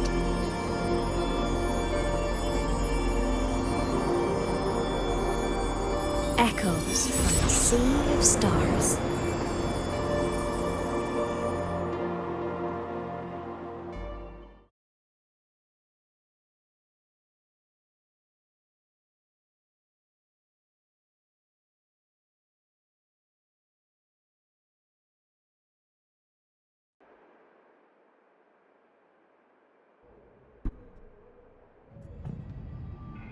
The Space Trek Collective has taken in that Denia girl, just as you wished, Grand Architect. Good. Just let them care for the little doll for now. Such an extraordinary performance. I'm sure I can find another role for her later. All retrieved data has been processed, awaiting review at your leisure. May I ask what you plan to do next?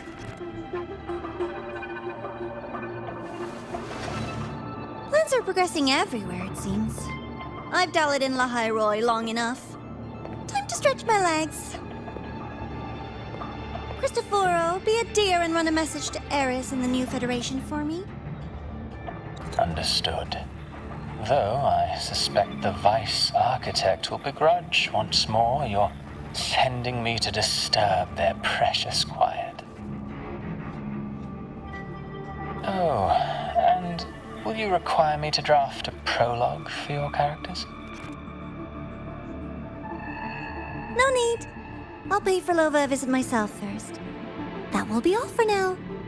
This body tires so easily. Remember to give her a silent ending. Grand Architect, with this phase of verification complete and full production proceeding, do we still have use for that Miko? That won't be necessary. Her future as a Threnodian resonator has been taken. She no longer requires our attention.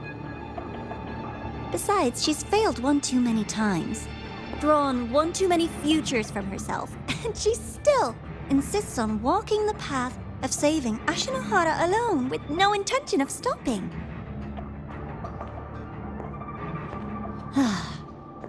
Every step she takes only deepens that obsession. After countless cycles of failure, she too will be reduced to ashes by her own vow, just like her sister. That reminds me. Zashiki Warashi has brought us some rather interesting news.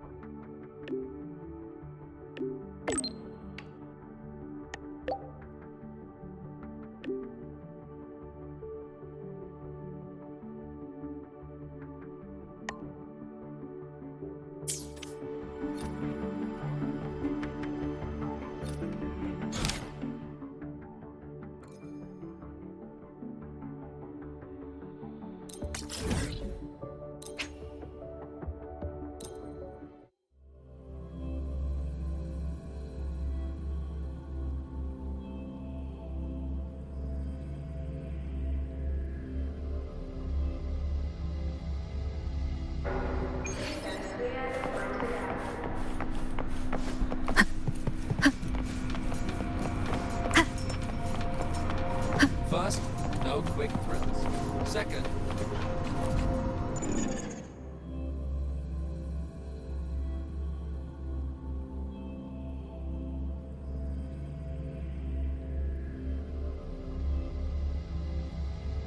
Kuro must be just ahead. This was Honami's last rite of purging. All is settled. Only one final thing remains. I have truly kept you waiting for too long, Kuro.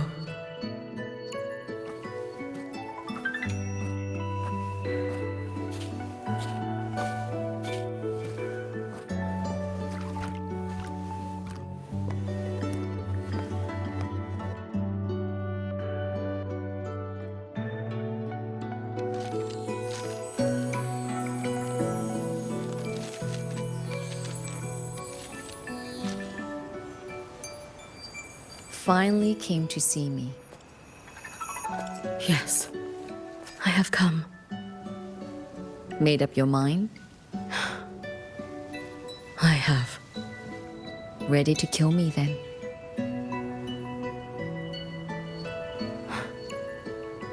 Yes. Oh, has my little Hiyuki grown so confident that she can best me without even drawing her blade? Now, don't forget who taught the Miko of Eternal Flaming Sakura. Can't show a little respect to your elder? You call what you did to me teaching, Kuro?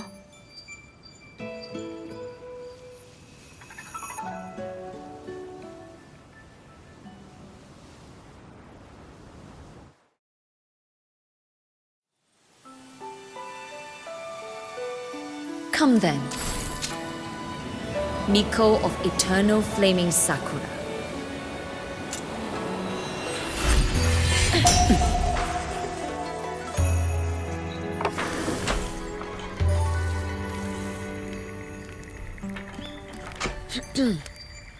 Calm yourself. A restless heart makes for unsteady hands. But I do not wish to learn this. Then what do you wish to learn?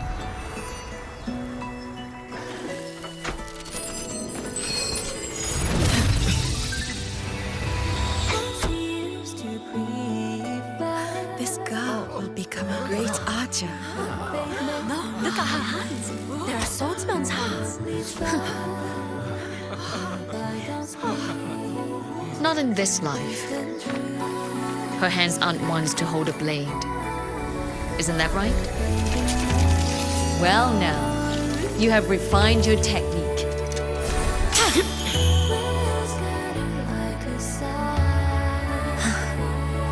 Hiyuki, do not let the Sutsu bind your fate. Go seek a future of your own.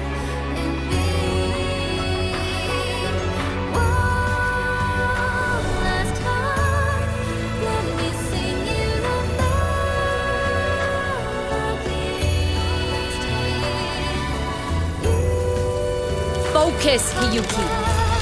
Survive this strike and reach your tomorrow.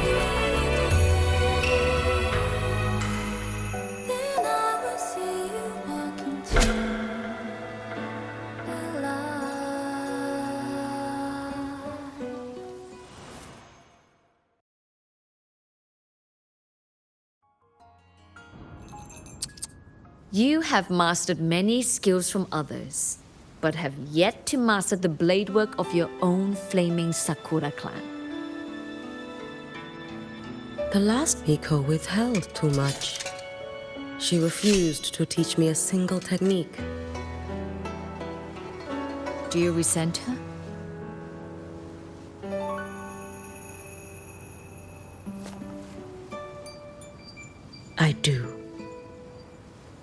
Even now? Every moment.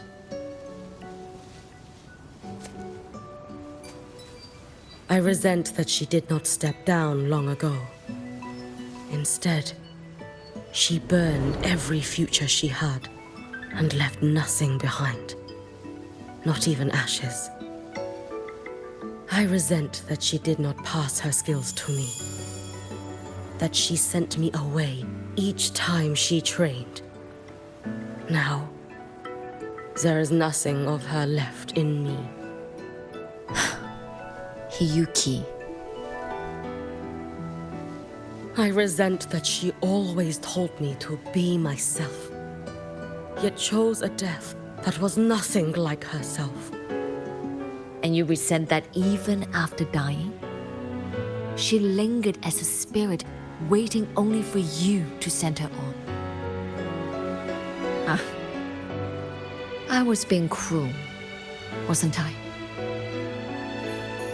It's just, I couldn't let my fear go. No one understood the scale of your gift, Hiyuki. Your potential to tame even a Threnodian. If you drew such a future, would everything not become much easier? Gyokuro, Shh.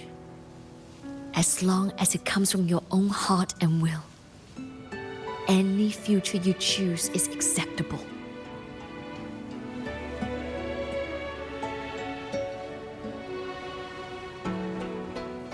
But if our little Hiyuki truly became a Threnodian resonator, well, I'd have no choice but to follow family law and send us both on our way. I have already burned that future. I accepted the Sutsu of my own will. I chose to become the Miko of Flaming Sakura. I know why you refused to teach me your swordsmanship. You never wanted there to be another Miko after you.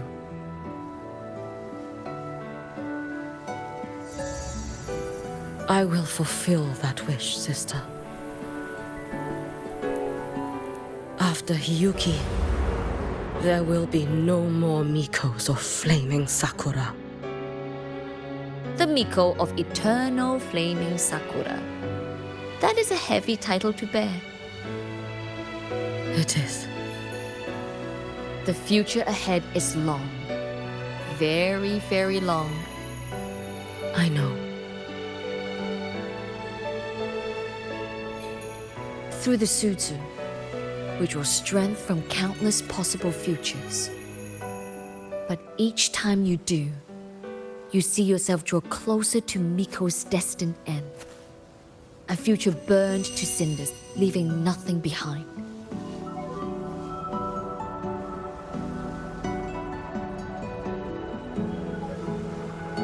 Yes.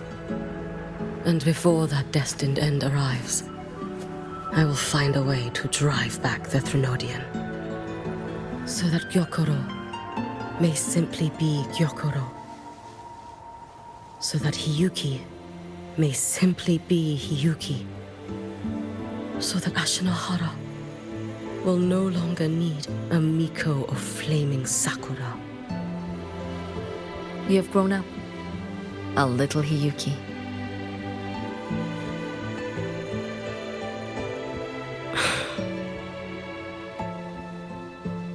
I met someone, sister. Unlike me, who failed Ashinahara. She always finds a way to save. That must be difficult for you to bear, little Hiyuki. Yes. At first, it was. Hearing tales of her exploits, I felt a deep admiration. No, perhaps it was closer to jealousy. I thought, if only I possessed her strength, then my days would not be filled with regret. Ashinahara would be saved. And I, in the peace that followed, could have lived an ordinary life. But upon meeting her, I came to understand. Even a great savior carries many pains and failures. And the path of a savior is walked not alone, but alongside countless others. Gyokuro. Yes?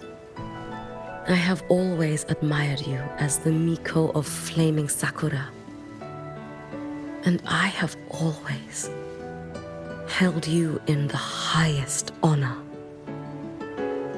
Even if one day I am burned to ashes, because of you, because of her, because they all exist, I am never truly alone.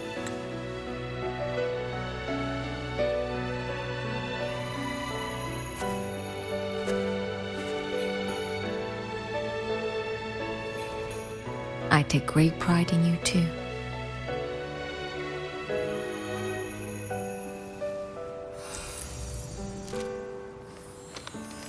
Go on, Shiratori. Fly to where your heart desires. May the day come when you, too, step into spring as freely as anyone in this world.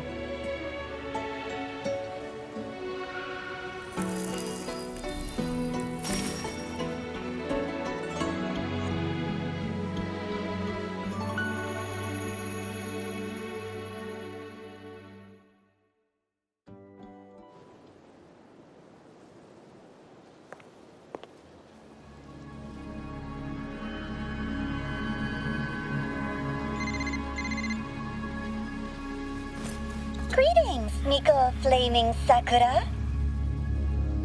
You. Oh, relax. I'm not here to recruit you. I just heard a piece of news and thought you might want to know. Not long ago, that island floating over the sea, your hometown, it vanished. All in a single day. Congratulations on your wish coming true, Lady Miko.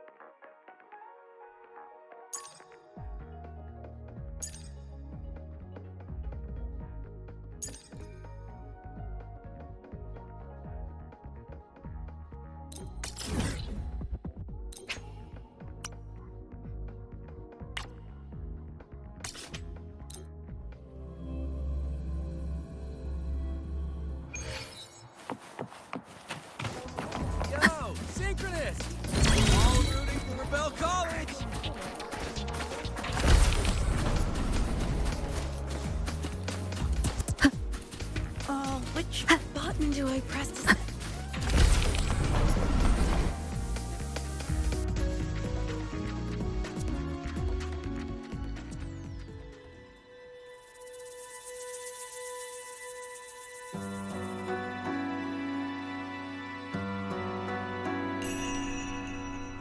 Hyuki?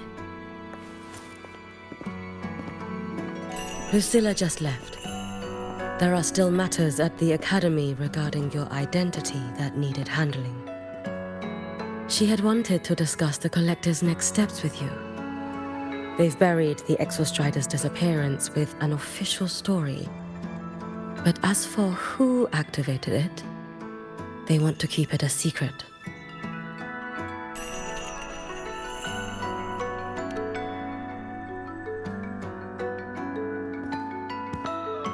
I'll be leaving lahai-roi before long. The fewer eyes on me, the better. Yes. She said that is the best way to protect you. Students will talk, that cannot be helped. But officially, the line is that the Exostrider awoke on its own. A wise choice. Fame is no blessing. If the collective draws scrutiny from other regions, your freedom may not remain your own. That was all she wished to convey. But I waited here to tell you something else.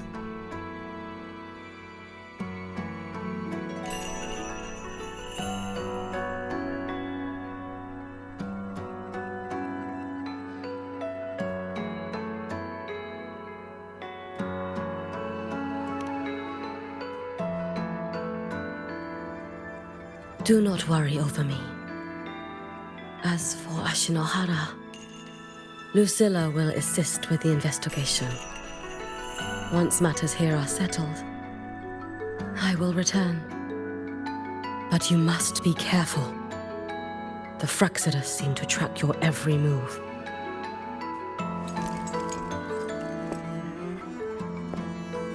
Their plans for Denia and me may have failed, but it proves one thing.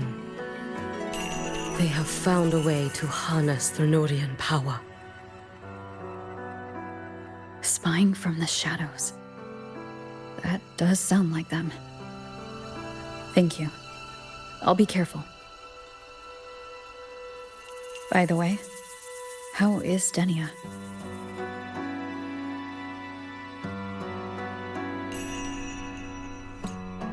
She is still undergoing treatment and remains unstable. The collective seem to have special arrangements for her. I wish to visit, but Lucilla said, I am the one person who cannot. Well, it was your blade that struck her down.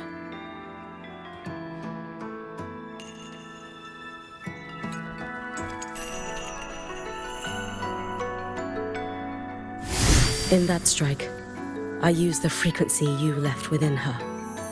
The one that separates. That was what freed her from the Threnodians' control.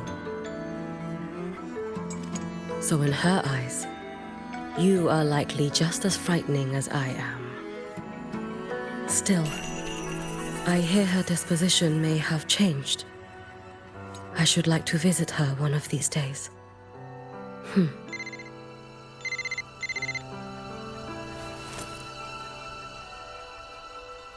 Lucilla has more reports for me. Something about Ashinohara. I should go. Okay. If I can help with Ashinohara, just let me know. Rest easy. As the savior herself taught me, this long road to save Ashinohara was never meant to be walked alone.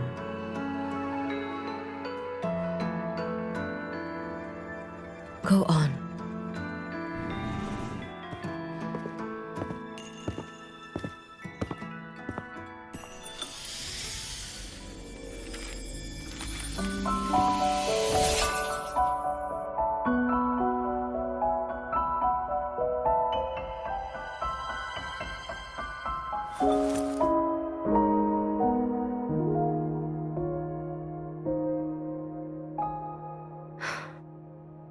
Perhaps I too can walk toward the spring you spoke of.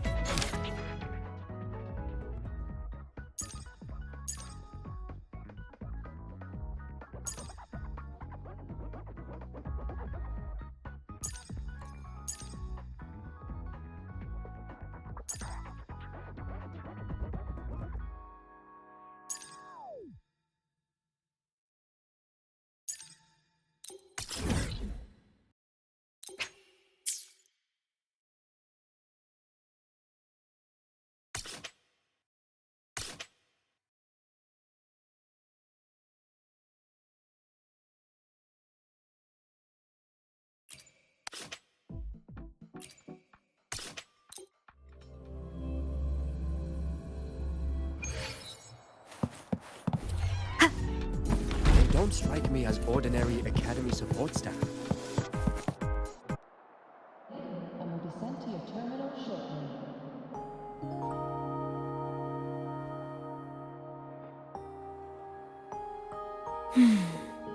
The spring breeze is so warm.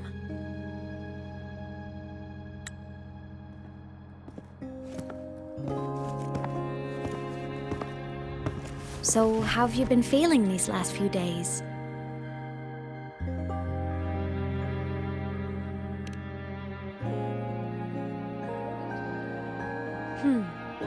You soaked in void matter for that long? And you're telling me you're fine? Better not be lying to me.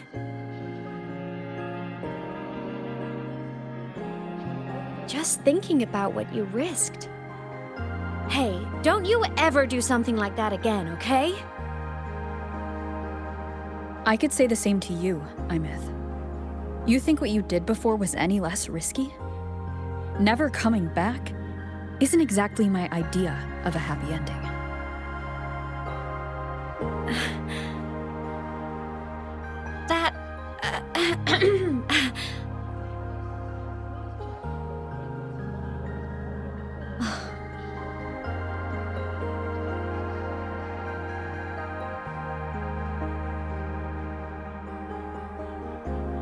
Okay. I'm sorry, all right? Back then, I didn't have a choice. You know how it is. Sometimes there are things you just have to do.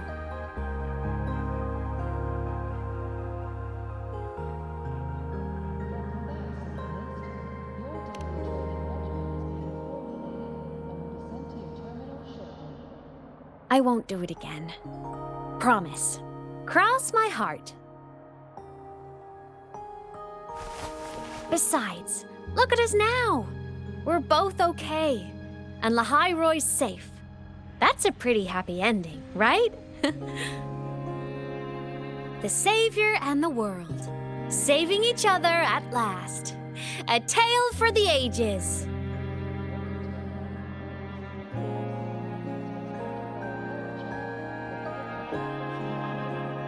Imeth, there's something I want to ask you. What is it? After you were sealed beyond the Strider Gate, how long were you out there? Alone. You've been dodging this. But I don't want you to keep choosing to handle this on your own.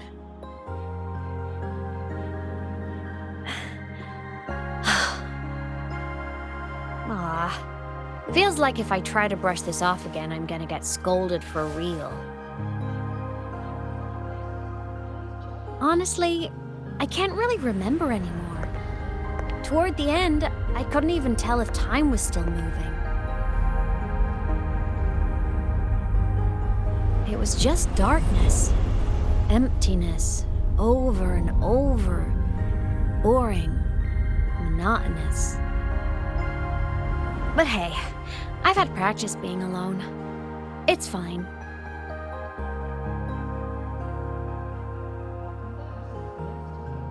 The ones who faded into nothing, they were with me, you know? In all that dark, the light of every explorer who came before never stopped shining. Knowing I was protecting the place they came from made it hurt a little less.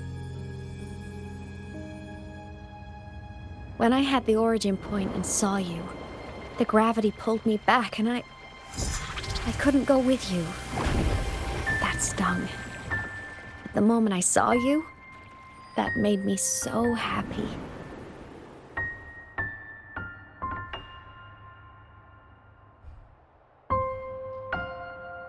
Seeing you again, that was enough.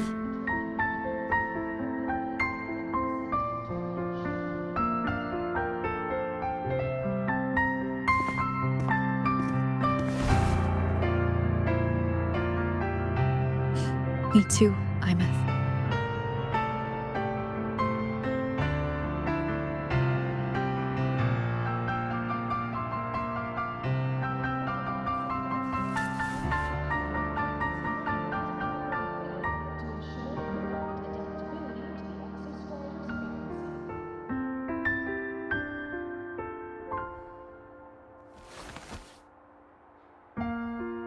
Okay. This is getting way too heavy. Let's talk about something fun. You know, this whole thing is kind of a blessing in disguise. People could only see me before, but now I can pilot this shell to actually interact with people.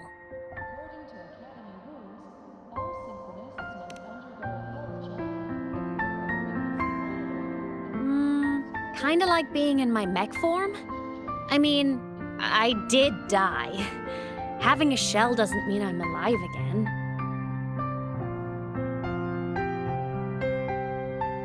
But it's similar to the exoswarm. And since I'm the Exostrider's resonator, I'd say piloting this body feels about right.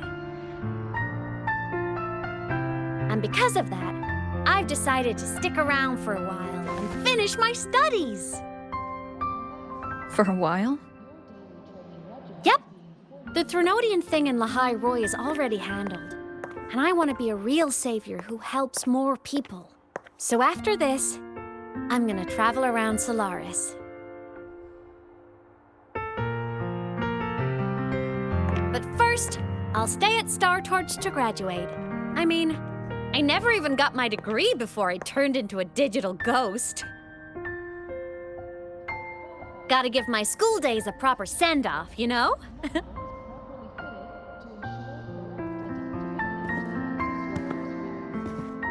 Imeth. Yeah?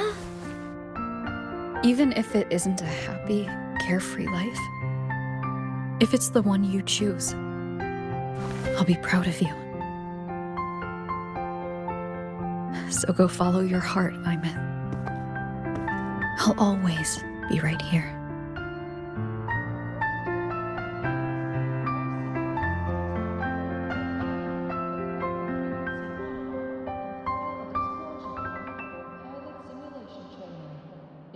Okay. I won't forget.